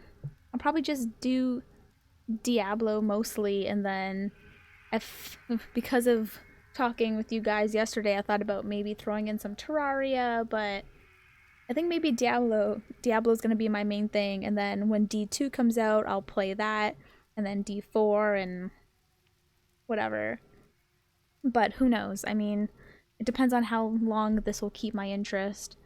Because while I'm addicted to it right now, I don't know if that'll last forever.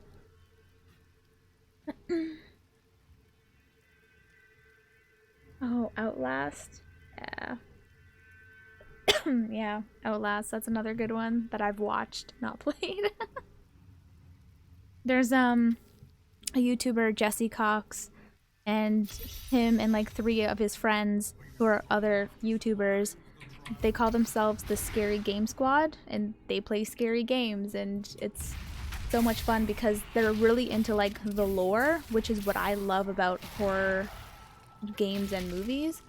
So they like, you know, they explore everything, find all the things to read and all the stuff to do with the lore, and God, I love it. One of the best sources for like horror games is the Scary Game Squad for me. And Jesse Cox is a YouTuber I've been watching for like many years, so I really like his content. Like a clan? You can make clans? Oh my god, guilds are a thing in this game, aren't they? Oh my god, I just remembered that. I'm assuming clans are like guilds then?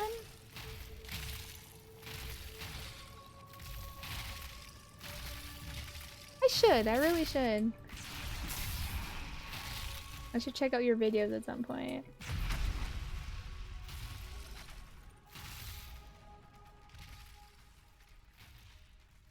I don't ever watch live streams live. I usually watch the VODs afterwards. So like I don't know if I'll ever catch you live, but if I do, that'd be cool. I should definitely do that. Wait a minute, can I?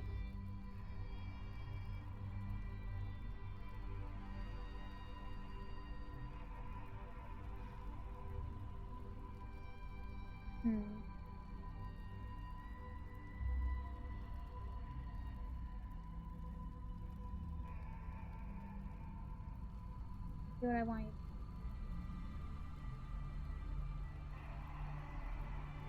Doing what I wanted to do.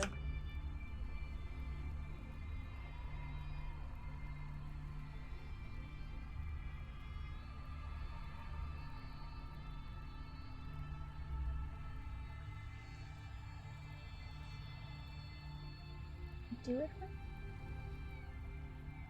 There we go.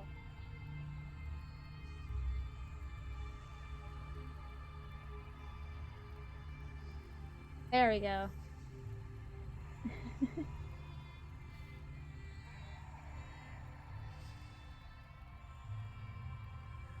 There you go. Yeah, no problem. Just had to fiddle around with my iPad to figure out how to do that, but there's a follow for you.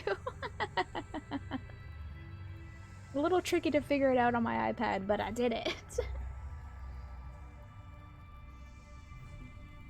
Yeah.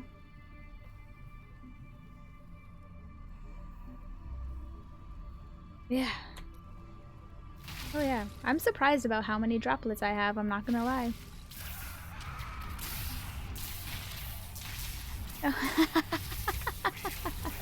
No problem, no problem. Yeah, if I'm not distracted by all the other things that I watch, aka all the YouTubes that I watch, I'll hop in for sure. I'll give you a watch. No guarantees I'll be there live, because I normally don't watch live streams live. Just a fair warning.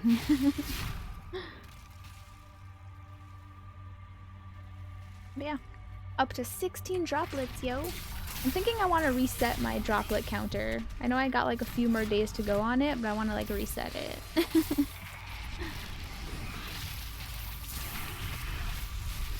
Woo. Oh my god, speed!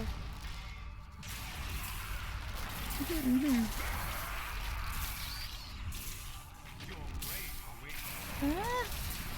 Oh. Like,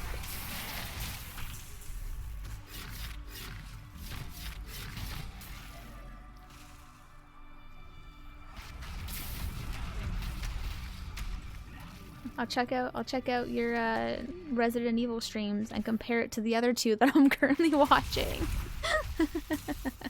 Which is totally fair. That's a good idea. No, I would still set it to 3. 3 is my favorite number, so I gotta, like, you know, represent. 4 would be fun. 4 makes sense, obviously, because, like you said, I'm close to 20.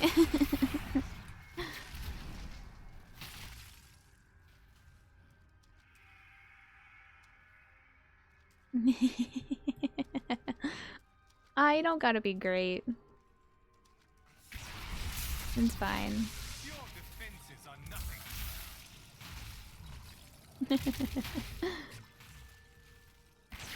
I mean, like I said, Jesse Cox, he's, you know, one of, like, the first YouTubers I, like, you know, subscribed to and, like, watched a lot of his stuff. So, I mean, you know, can't really compare to him.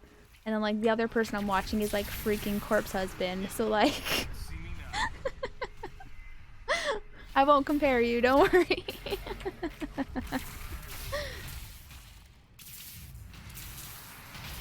You know, you're not the only one who couldn't figure that out. So, like, don't worry. You're not the only one who did not get that right away. And, like, even when I was watching it, I was like, I couldn't figure out how to, like, attack whatever her name was. So, yeah. And there's a lot of people who just didn't get that right away. But it's not even attacking her in the light. Like, from what I understand, it seems like that they don't like the cold. But it's like, considering they're like vampires or something, you would think it's the light that bothers them, but it's the cold. Like, that, I think that's what throws people off. But anyways.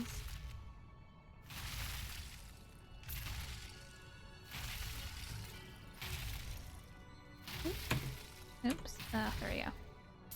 Pick these up.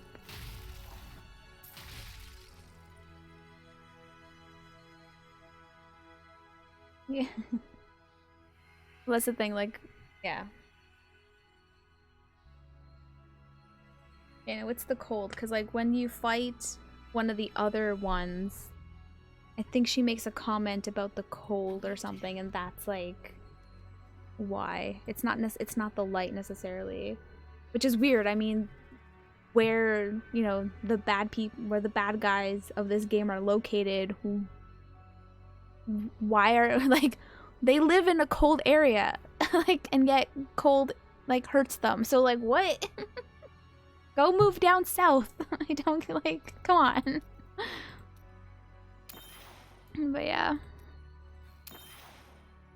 I'm curious to see where that game's gonna go, because Resident Evil games can go, like, can get pretty crazy. And considering what happened in the last one, I'm so curious to see. Especially because, like, you're playing as Ethan again and all that stuff, and what the hell is up with your baby? Like, I need to know. I'm so curious to see where it's gonna go. Right? Why do they have your daughter? Why did Chris betray us? Right? Yeah, what is up with your arm? What? When I saw that scene, I was like, but, like, what? How? What? That's not how, like, limbs and human bodies work. Like, what?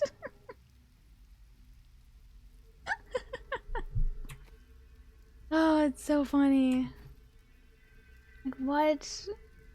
Like, I just want to know what's going on. Like, I'm just, like, dying to know what is going on. And, like, God, this game is crazy. It's so crazy. Oh, yeah, Nagel ring.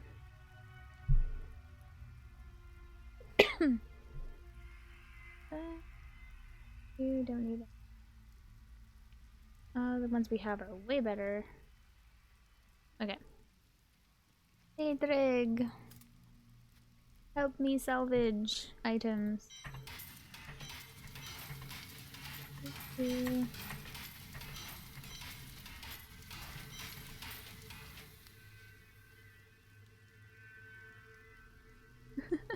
Right? I mean, he got a chunk taken out of the one hand, he loses the other. Like, pff, Ethan, what the fuck are you?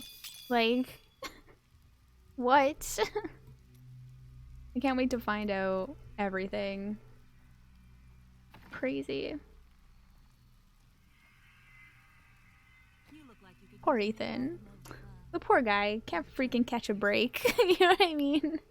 Feels so bad for him. Ooh, that's nice. Ugh.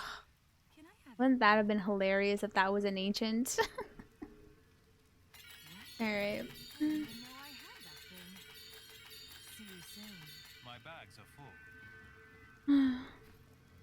Actually, what's fun is like, so the YouTubers I watch, like I said, Jesse Cox and the Scary Game Squad who play it, who are very much into the lore and played Resident Evil 7, seeing their reaction to the game is like so much fun too. Especially that opening scene. Seeing them react to that is just like hilarious. Do come back again. What? I didn't That even is know too I had that expensive. thing. Okay. No ancient. Oh. Nope, no ancient. Boo. They're like not even better, really. Alright, well, no ancient this time.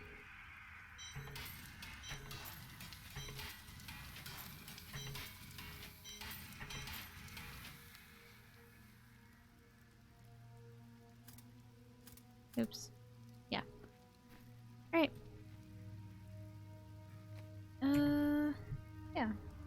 Continue doing rips. No, I gotta say, it kind of amuses me when like someone will pop in to like my chat. They'll say like one or two things, they'll follow me, and then they just like disappear, and I never see them again. And like they don't even like stay around to watch, which is interesting. They never come back ever again.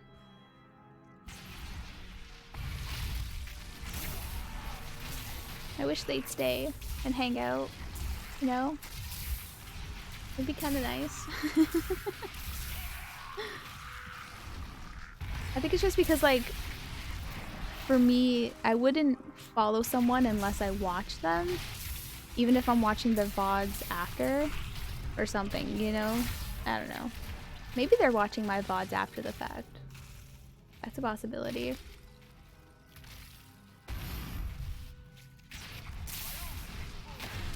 It's just interesting.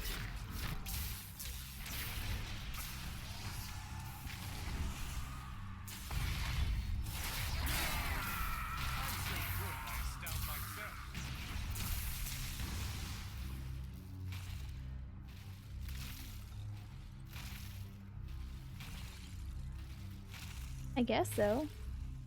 Makes sense. I get the short attention span thing, right? But then, like, why follow, right? I guess is the thing, like... But like I said, because for me, I wouldn't follow someone unless I would actually watch their stuff, right? And the whole follow for follow thing, it's something I avoid doing mainly from when I started, like, when I started publishing my books and being a bit more active on social media. A lot of people would, like, you know, be like, hey, if you follow me on Twitter or Instagram, I'll follow you back. And, like, while it's nice and you get the follows, you don't get the engagement. Because just because someone follows you on Instagram, it doesn't mean they're gonna, you know, interact with your pictures and stuff like that. You know what I mean? So just having someone follow you or subscribe or something doesn't really do anything on those platforms. Because, you know, when it comes to social media, what matters is the engagement, right? Obviously, that's a bit different when it comes to YouTube and Twitch, right? I mean, having a lot of subscribers and followers is obviously a good thing on top of the engagement. So, Hmm. Yeah, that's true. No, no, of course, right? You're great.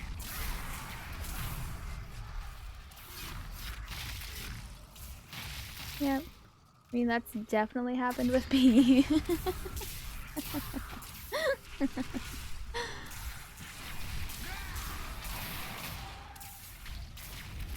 It's just interesting, you know. It's like things that you kind of don't really see on if you're just like watching streams versus doing the streams. You know, it's interesting seeing things from the other side.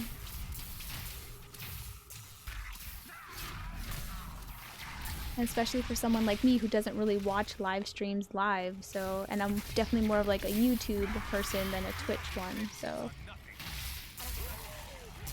oh god, it does. That's why I'm so grateful for you guys for being here with me.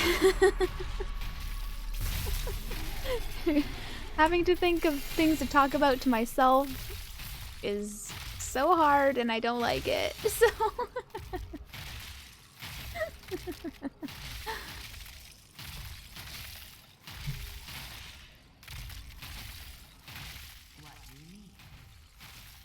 I gotta say though, like, I'm so grateful for you guys and like my luck, I guess, that like people have stumbled onto my stream and decided to stay.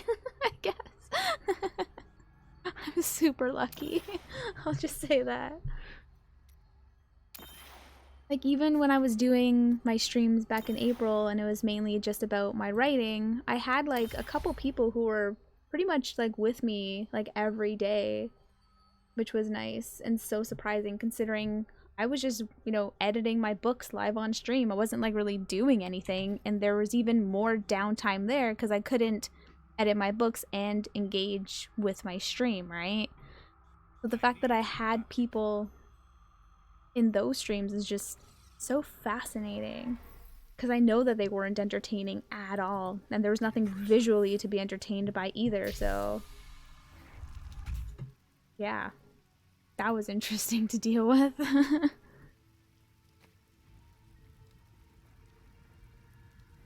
I mean, at least if you're playing video games or something like, you know, there's something on screen to watch, right? But yeah, it was really surprising to get the few followers I did back in April, I will say.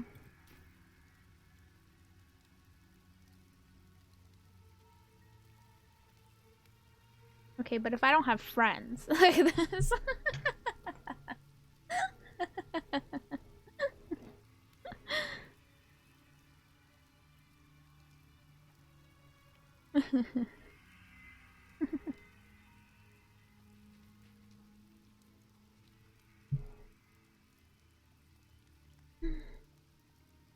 Oh, that's really cute.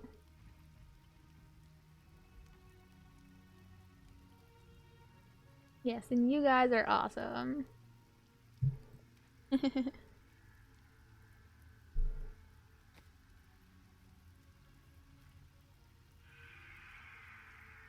Oh, I got another Chantados.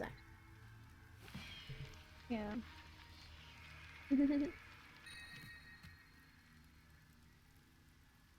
Plus, like I said, I'm not someone who really like watches live streams live, so like, you know, and like going into like someone's chat and like hanging out is nice and all, but like I also don't want to be like, hey, fellow chatters, follow me. I have a Twitch too. Like that, I don't really like doing that. And then like even if I were to watch a live stream live, and I have the odd time, I'm not really a chat person, so yeah, there's also that.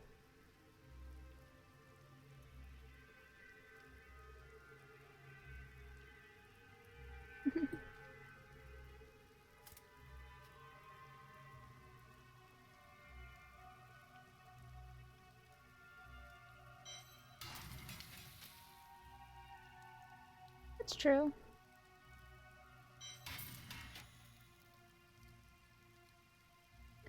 Aw, Izzy.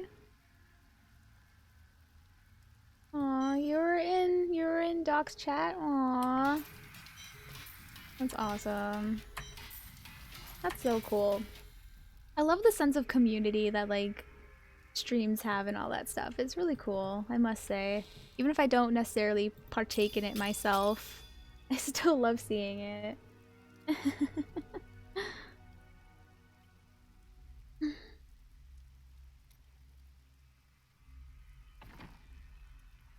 Oh, thanks, Doc. You're sweet. I appreciate it. Right?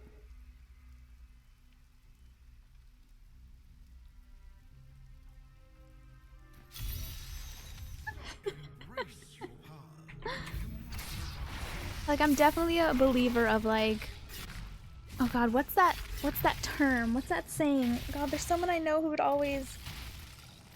Okay, I can't think of the saying, and it's a really cool one. Damn it, but it's the mentality where like, if you succeed, you like use your success to help other people succeed. So for example, you know, I'm a writer, I have friends who are writers, so if I gain more of a following in my writing, I'll help promote my friends' books to like my readers and kind of thing, right? And I know people do that with like their Twitch and YouTube as well. And like I love that idea as well. Like helping people, you know, if you gain a little bit of success, you help other people. Like I love that there are people who do that. And like I try to do that as well. I don't have like much of a following with this or with my books, but like I would love, like I want to help people like that too. Yeah, right? You grow as like a community, you grow as a group. Right? Everyone helps each other out kind of thing. Like I like that. I like that it's like a team effort, you know?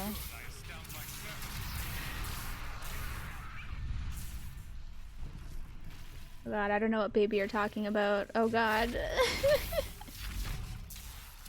Oh god, I gotta catch up on my Resident Evil streams. I gotta see what's going on with the baby.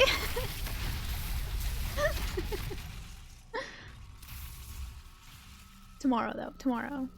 I won't do it tonight. After, eventually when I'm done streaming, I gotta sleep. So tomorrow I'll have to watch more Resident Evil. Rose is sus. Yeah, obviously she's sus, but like, in what way? We don't know yet. Or at least I don't know yet.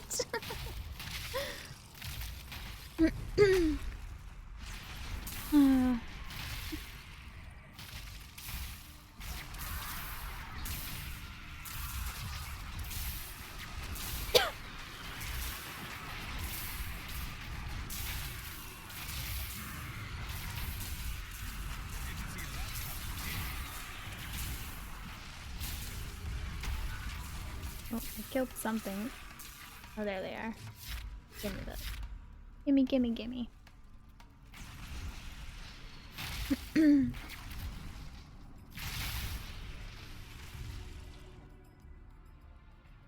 know, speaking of sus, I've never played Among Us. Like, I've watched so many people play it, and it looks like so much fun, but I've never played it.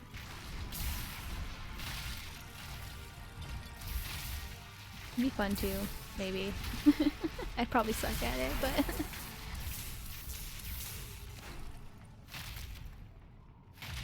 Oh, you were playing it on console. Neat.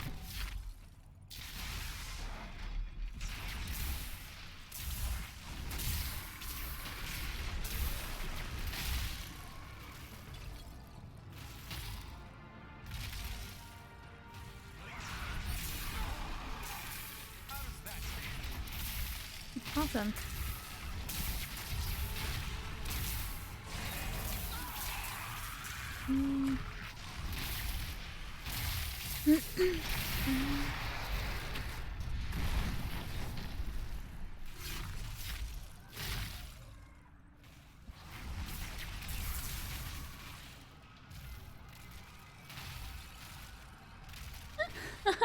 Oh, I see.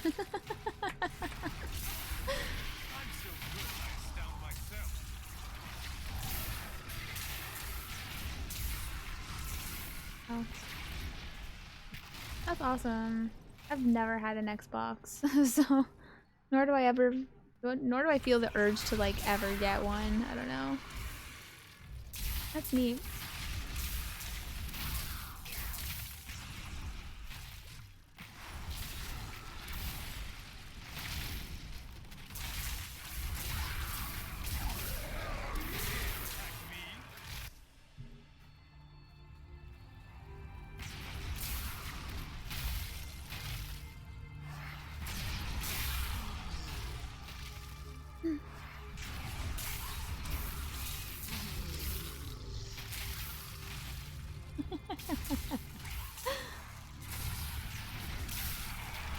I see, I see. They could see me now. I'll probably get the PS5 at some point, eventually.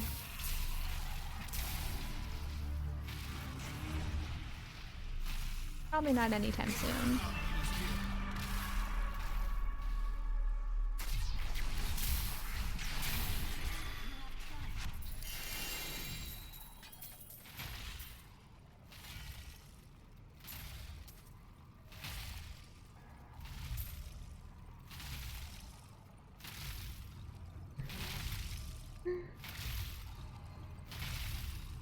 Oh, really?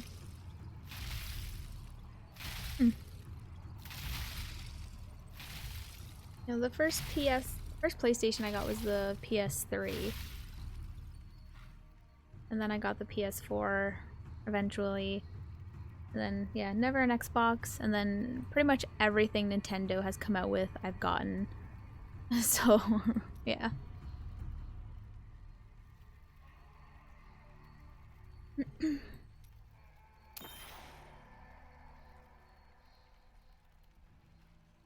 Oh, that's nice. I wasn't that much into video games when like the PS1 and PS2 came out, so that's neat. That's awesome.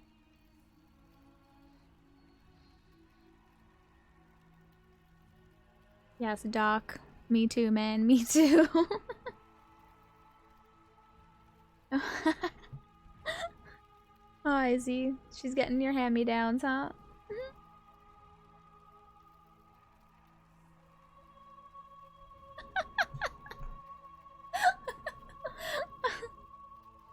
I love that description, Doc. That's perfect.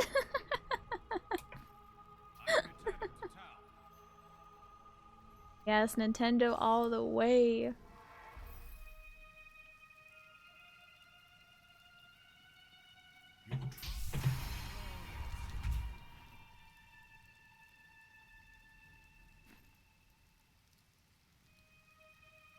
Mm,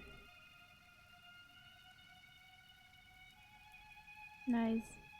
Oh, I used to have the SNES like when I was younger, and then like a dumbass I got rid of it, but I still have my N64, so still got that.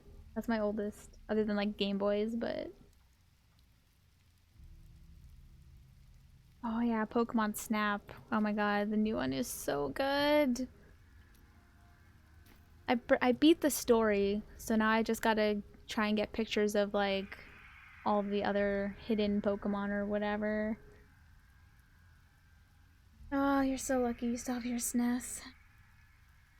I have an emulator with all the SNES games in existence, so I'm good. I guess. At least it's something. But then again, I only ever played so many games on the SNES. It was mainly like Donkey Kong 3. That was like all the Donkey Kongs were great, but the third one is like my favorite, and I played that so much.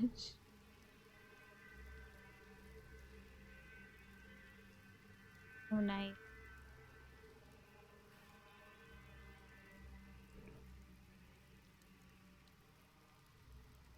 Cereal.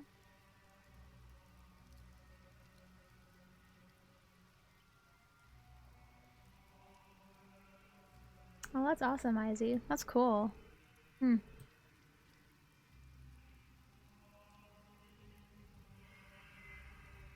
That's awesome.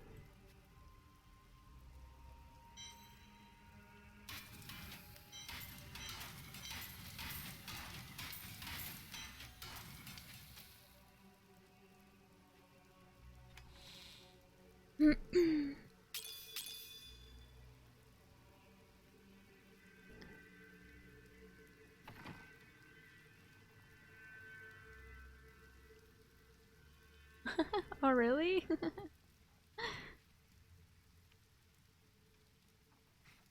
Mm. The only ones I would play would be like Donkey Kong 3, because like I said, it's my favorite, and like Lion King. I really liked the Lion King on the SNES.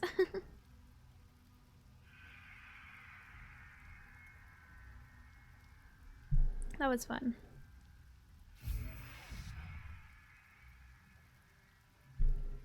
Yeah. Donkey Kong is fun. That third one. The way they just opened up the world in the third game is just like mind blowing at the time. Oh, Kirby. I love Kirby. Oh my god, my favorite is Kirby and the Crystal Shards on N64. I beat that game so many times back in the day. I can't do it anymore. I don't have those kind of skills anymore, but I love Crystal Shards. My favorite Kirby game. Oh my god. I love it. All the different powers you can have. I mean, you can have a freaking lightsaber. Like, and the fire sword, and you can turn into a fridge. Like, it's so awesome.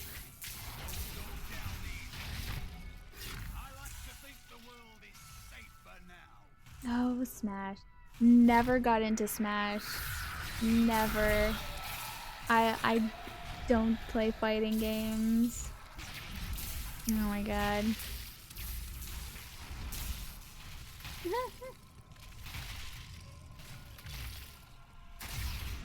That's so awesome.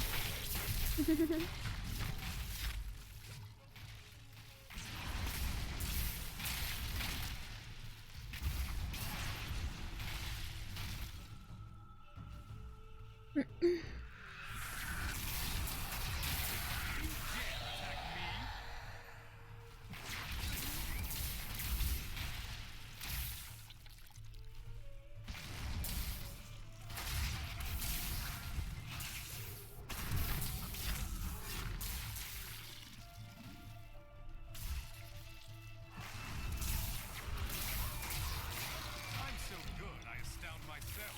Oh, dead end. Ooh.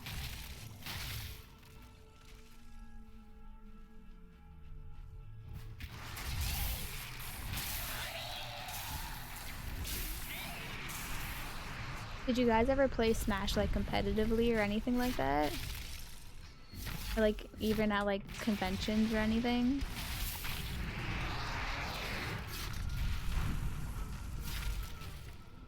Or like any kind of tournament, because those are pretty crazy to watch.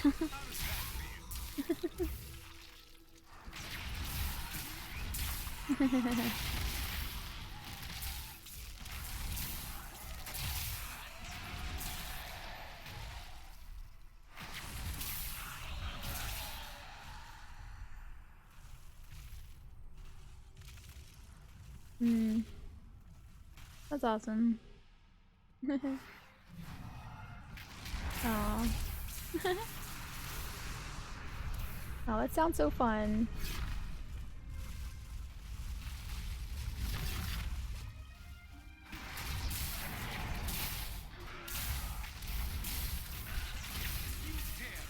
Yeah, I can't imagine how stressful it would be to like play in a tournament or something.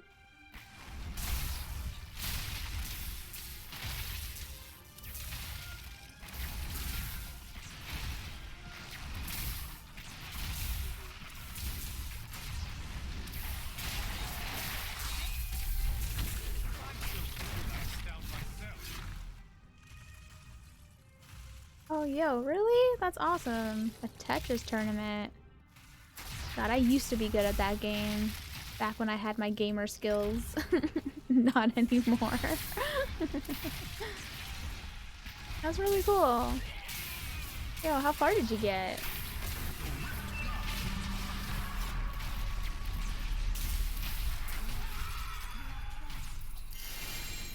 God, I can't imagine doing tournaments, but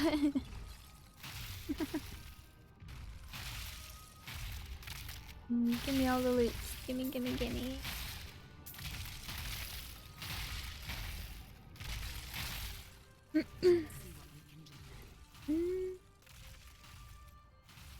Almost done this gem.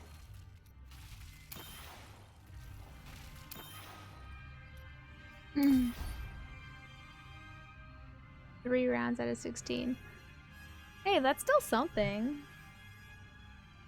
That's still good, yo. Damn.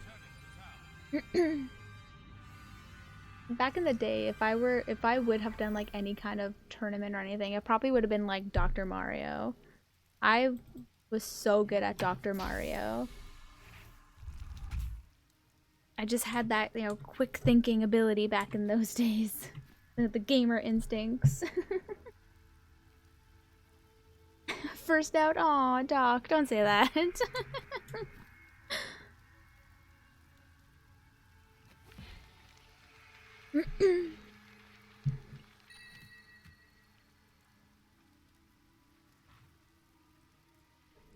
Nope, nope, nope, nope.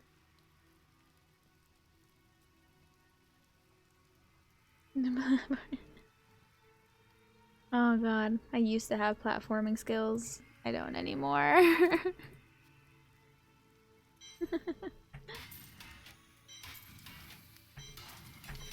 God, when I've tried to play old games like that, or even newer ones that have like that are platformers or anything like that, I just can't.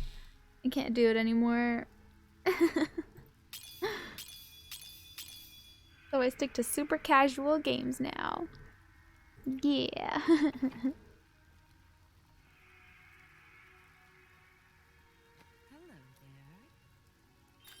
Don't forget, luck always changes. See you soon. I can't Nope. pick up anything else. Puck's fault. No. Nope. No pants. Boo.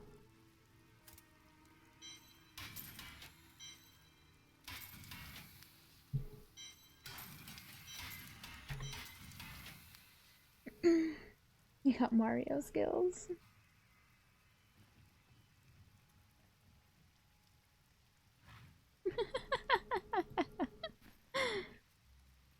You play Mario Maker? Do you have that?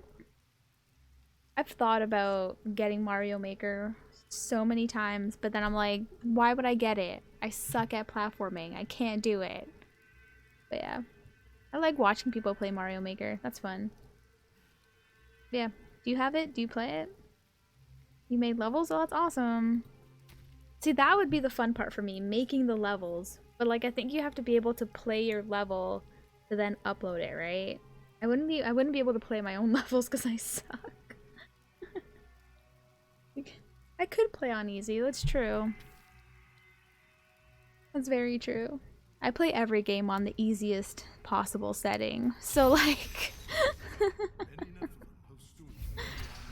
like even though I would probably never play Resident Evil, even though I really like watching it, I would play it on the easiest setting if I did.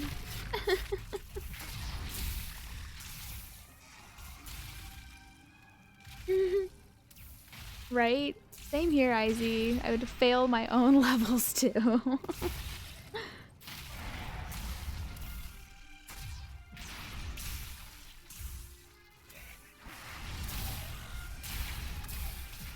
Oh no, we gotta go through here. I'm unstoppable. Yeah, that's true. I don't know, some levels are just like even just music based or auto scrollers. That's what I mean too. Some are just auto scrollers, so like you just don't move and the game just like pushes you along and you play the level, which is so interesting when people make levels like that.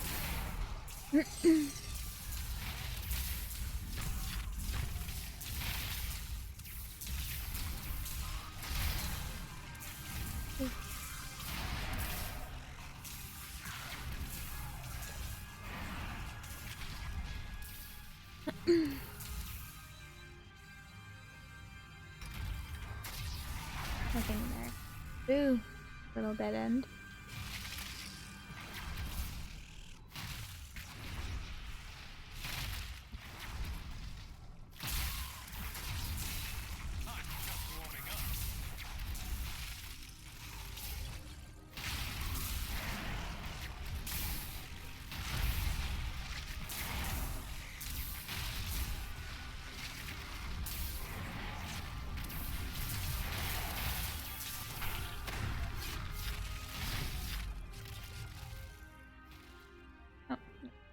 way.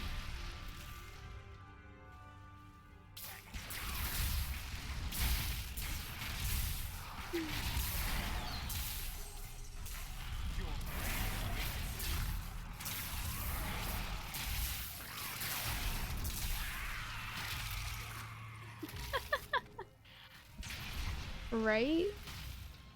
That's funny.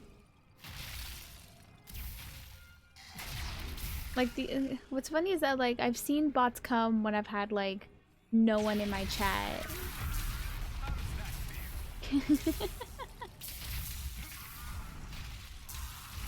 You know, I've had like 2 bots show up on a stream where I had no one in chat, no one watching, just the 2 bots, and I'm like, well, if you know, if you're gonna come here and spam my chat, at least follow me, you know?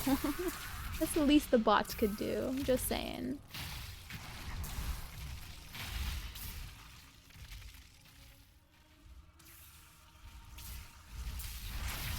I think the bots should follow.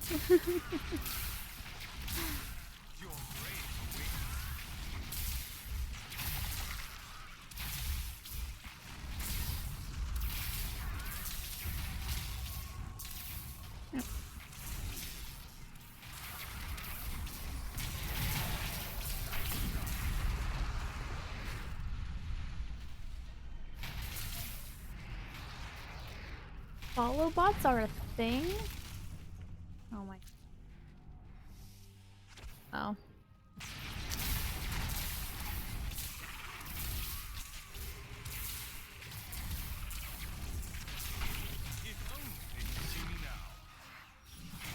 So fast. Nope. Oh my god, just watching my Hydra heads attack. So funny. Especially because I have the speed thing on. They're so fast.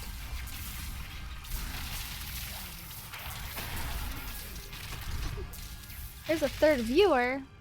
Since when? I won't, you know, I need proof of this. They should chat to prove their existence.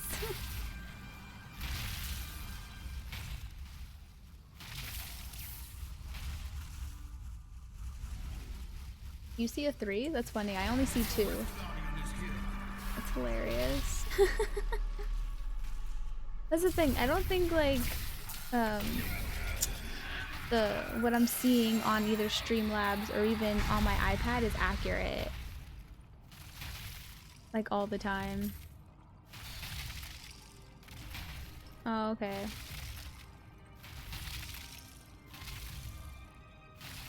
Yeah. Maybe it was that. I don't know. Like I think I'm delayed for myself as well sometimes. Which is weird. Streamlabs? Really? Yeah, I was gonna say.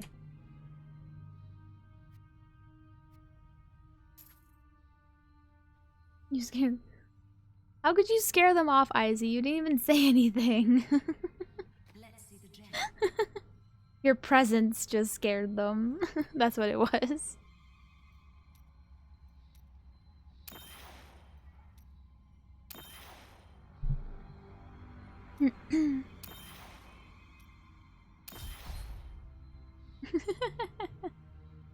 Okay, we're blaming Doc? Okay, okay. Good to know. We gotta be on track with this, you know?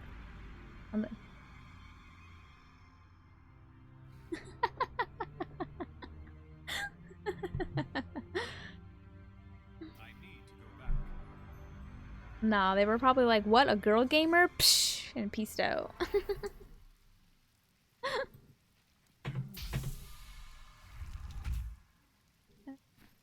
Level up, yeah. Oh yeah.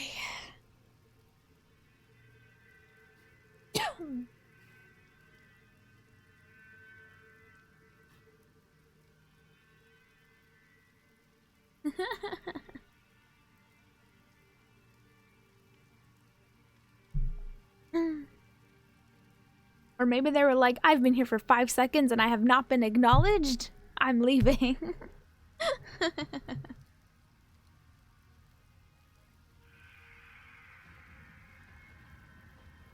Okay. Let me stretch a sec.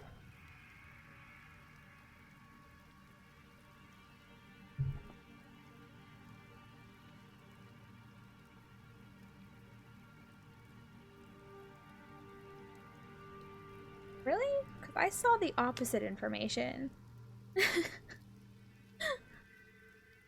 I saw, I don't know, I saw someone talking about, like, if you notice there are lurkers, like, to shout them out and encourage them to, like, say hi or something, or just say hi to them and whatever.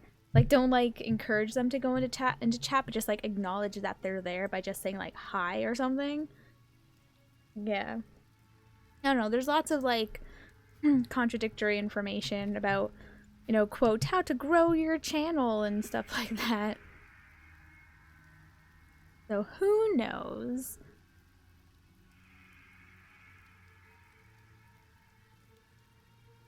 I kind of just think if you just, you know, be yourself, people will come, I guess, if they feel like it.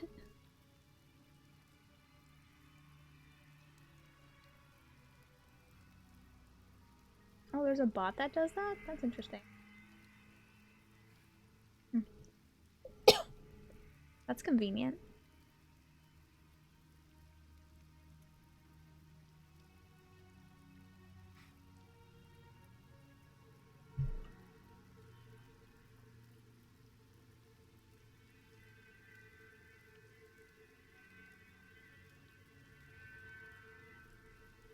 Yeah, I don't know. I don't think there's any, like, one way to, like, you know, do the whole Twitch or YouTube thing.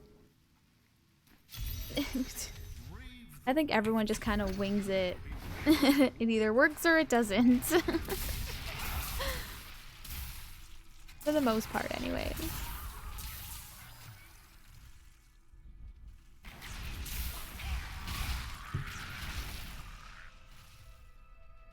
I don't know, like I said, I was doing just, like, editing my book on stream, and, like, somehow I got people to follow me doing that, so who knows?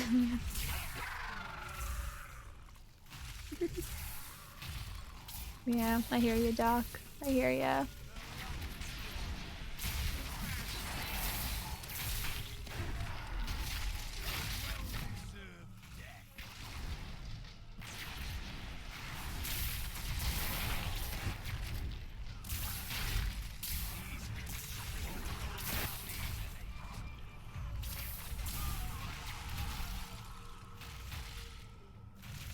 Right? Exactly. Exactly, Izzy. Even though Twitch loves to give me, like, you know, loves to give us, like, stream information when we're done streaming. Don't listen to it. Don't look at it. Looking at the stats every day for this kind of thing, I don't think it's really worth it. You know, just keep track of, like, you know, the affiliate thing and go from there, really.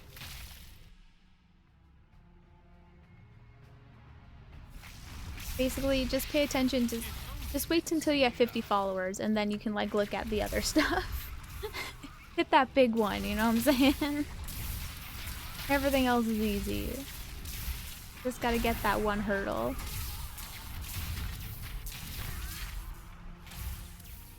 Although YouTube is crazy. Apparently, to get, like, a partner on YouTube, you gotta get, like, 1,000 subs or something. That's crazy.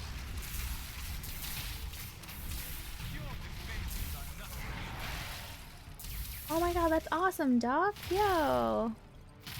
Early congrats. That's so awesome. 4,000 watched hours. Oh. Yo, that's awesome. Damn. Yeah, man, early congrats. You'll hit that 50 in no time.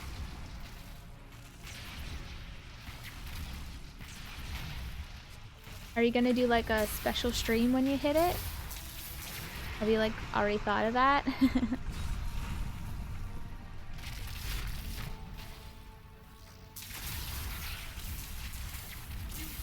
you thought about, like, emotes and all that stuff you're gonna do?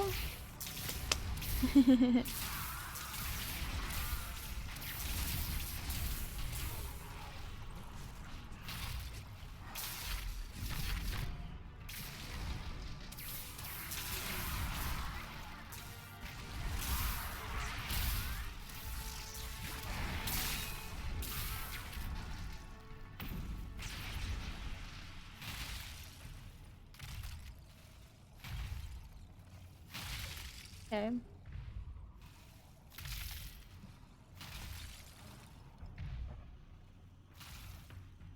Nice, nice. Yeah, I hear you, Izzy. Back in like 2015, I did the whole streaming and YouTube stuff back then, and I stopped because I got a job and I just couldn't do both. So, but yeah, I was doing it like pretty frequently. I was uploading videos like every day, doing streamings a few times a week for like several hours. I was pretty into it. And then the only reason why I'm doing it now is because I don't have anything to do. So, but it's definitely a big time commitment. That's for sure. It's a lot.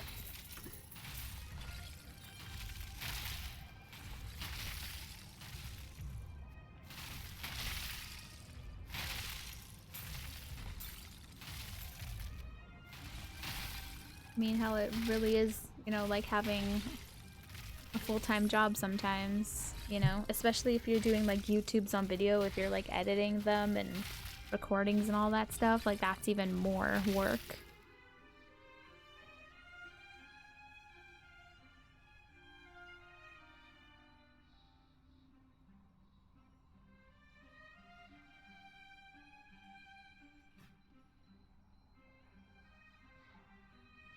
Oh wow.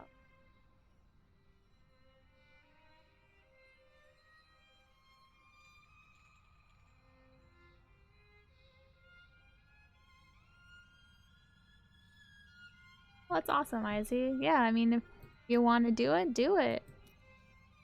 You know, doesn't hurt to try. And if it turns out to be too much, then you just stop, right?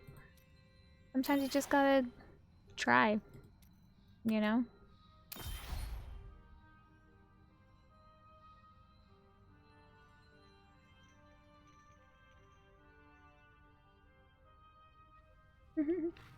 What would you do, Izzy?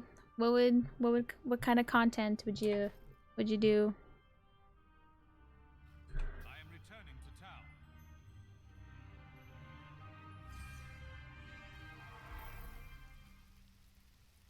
Yeah. But that's like with anything, like anything, you know, kind of major you want to do, you know, streaming, even just like or exercising or whatever. Anything you want to do, just the hardest part is just starting, you know, taking that first tiny step, right? Well done, champion. My power grows. Failing in D3.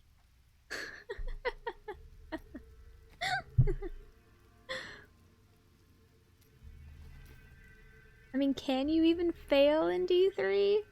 I mean, the game is kind of what you make it. So, like, I don't know. Is it possible to fail?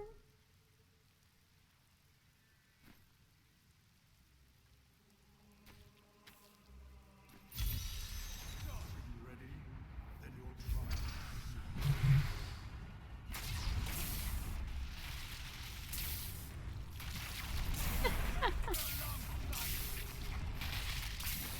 But I mean, it's not even about you playing. I mean, literally, I don't think it's possible to fail at this game.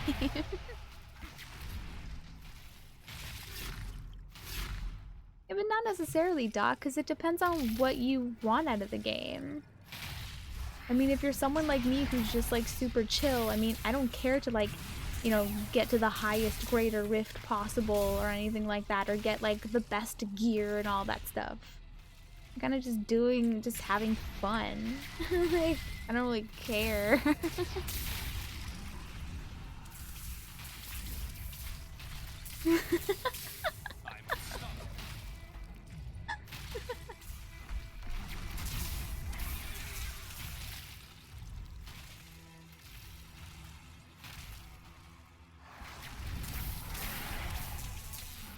Alright, this is a dead end. Ooh.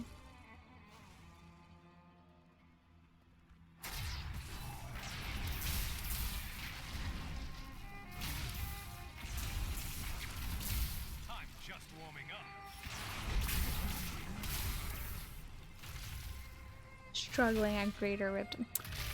Dude. I probably won't even be able to hit 100. You're fine. Right?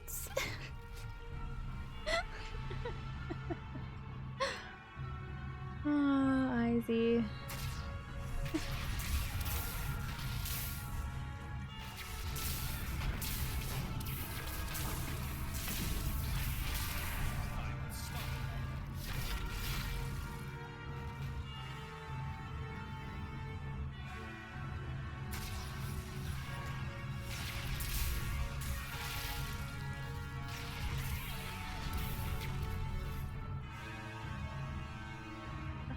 Fast. No, wait. Oh wait, what? This way?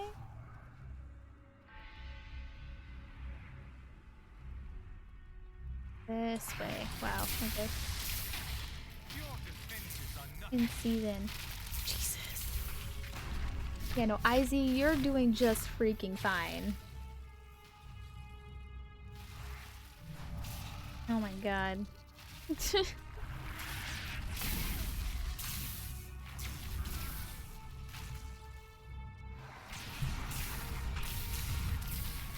only they could see me now.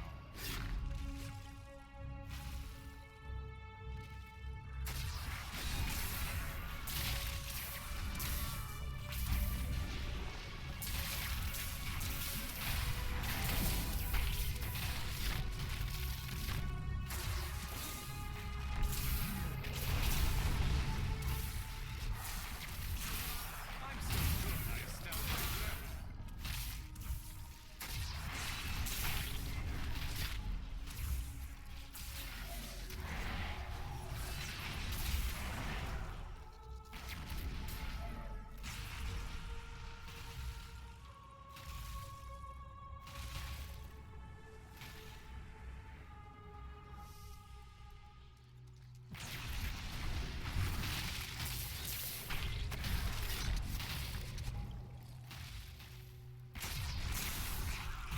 How does that feel?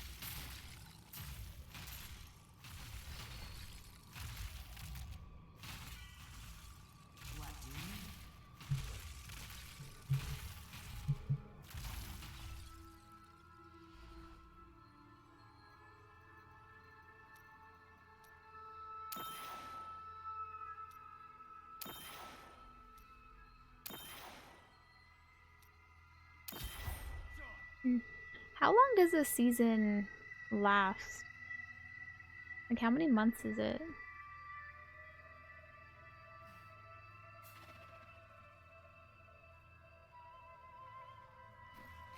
I'm assuming it's months. 3 to 4 months. Neat. I need to go back.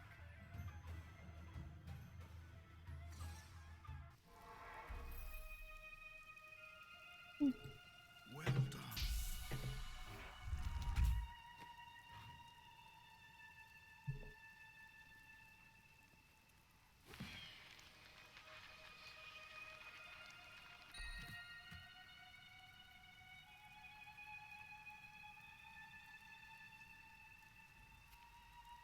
Ooh, potion. Ooh, potion.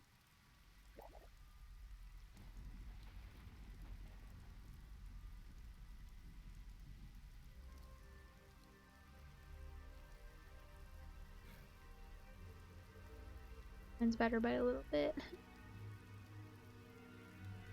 Oh, 3 potions. Oh, wow. A lot of potions in one go. Huh. Neat.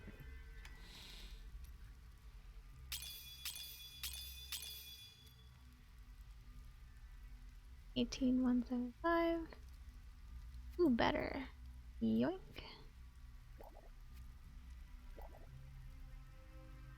90. Ooh, 90 triple six.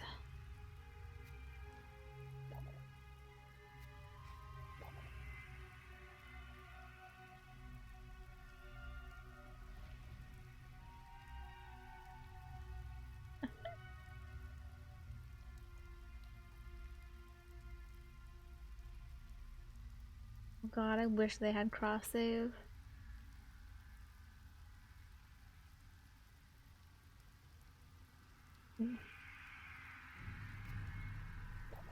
Makes such a big difference.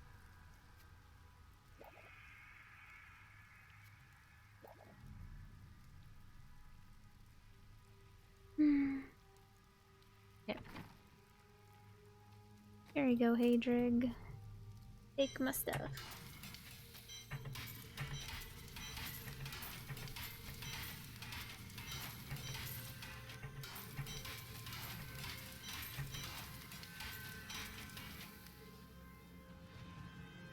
Will it? Ooh. Oh, that's interesting.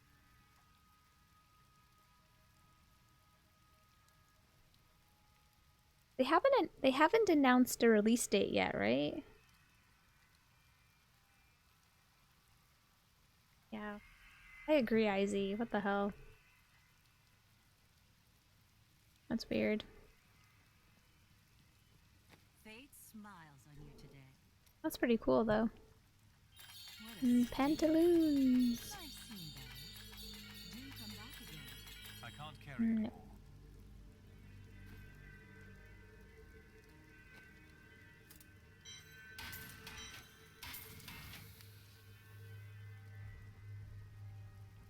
Oh, really? Wow. Are you ready? That'd be awesome. Just gotta keep playing D3 until then. Don't forget, luck always changes. That is too expensive. Nice, nice. Okay. Hey, Drag. Take these. Take these. Alrighty. I'm gonna call it here, guys. Been going for almost like 3 hours now. And yeah. Okay. Yeah. I'm done for the night.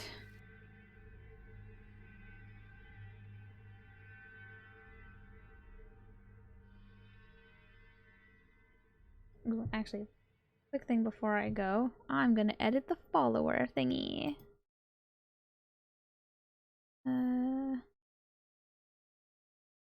Yeah, good night, guys.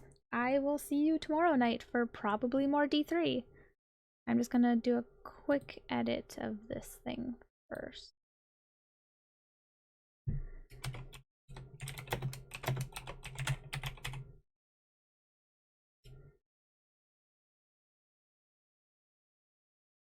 Yeah, if you can, drop by again, for sure. And we will chat some more. And I will definitely check out your channel tomorrow. 4. Oops. End date. Let's do the end of the month. 31 days in May. 2021. Sweet. Yeah, goal redone. Yeah. I'll be back tomorrow. And I hope to see you guys again too, if you can make it again. That'd be awesome. I'm gonna go sleep now. So, bye-bye. See you next time.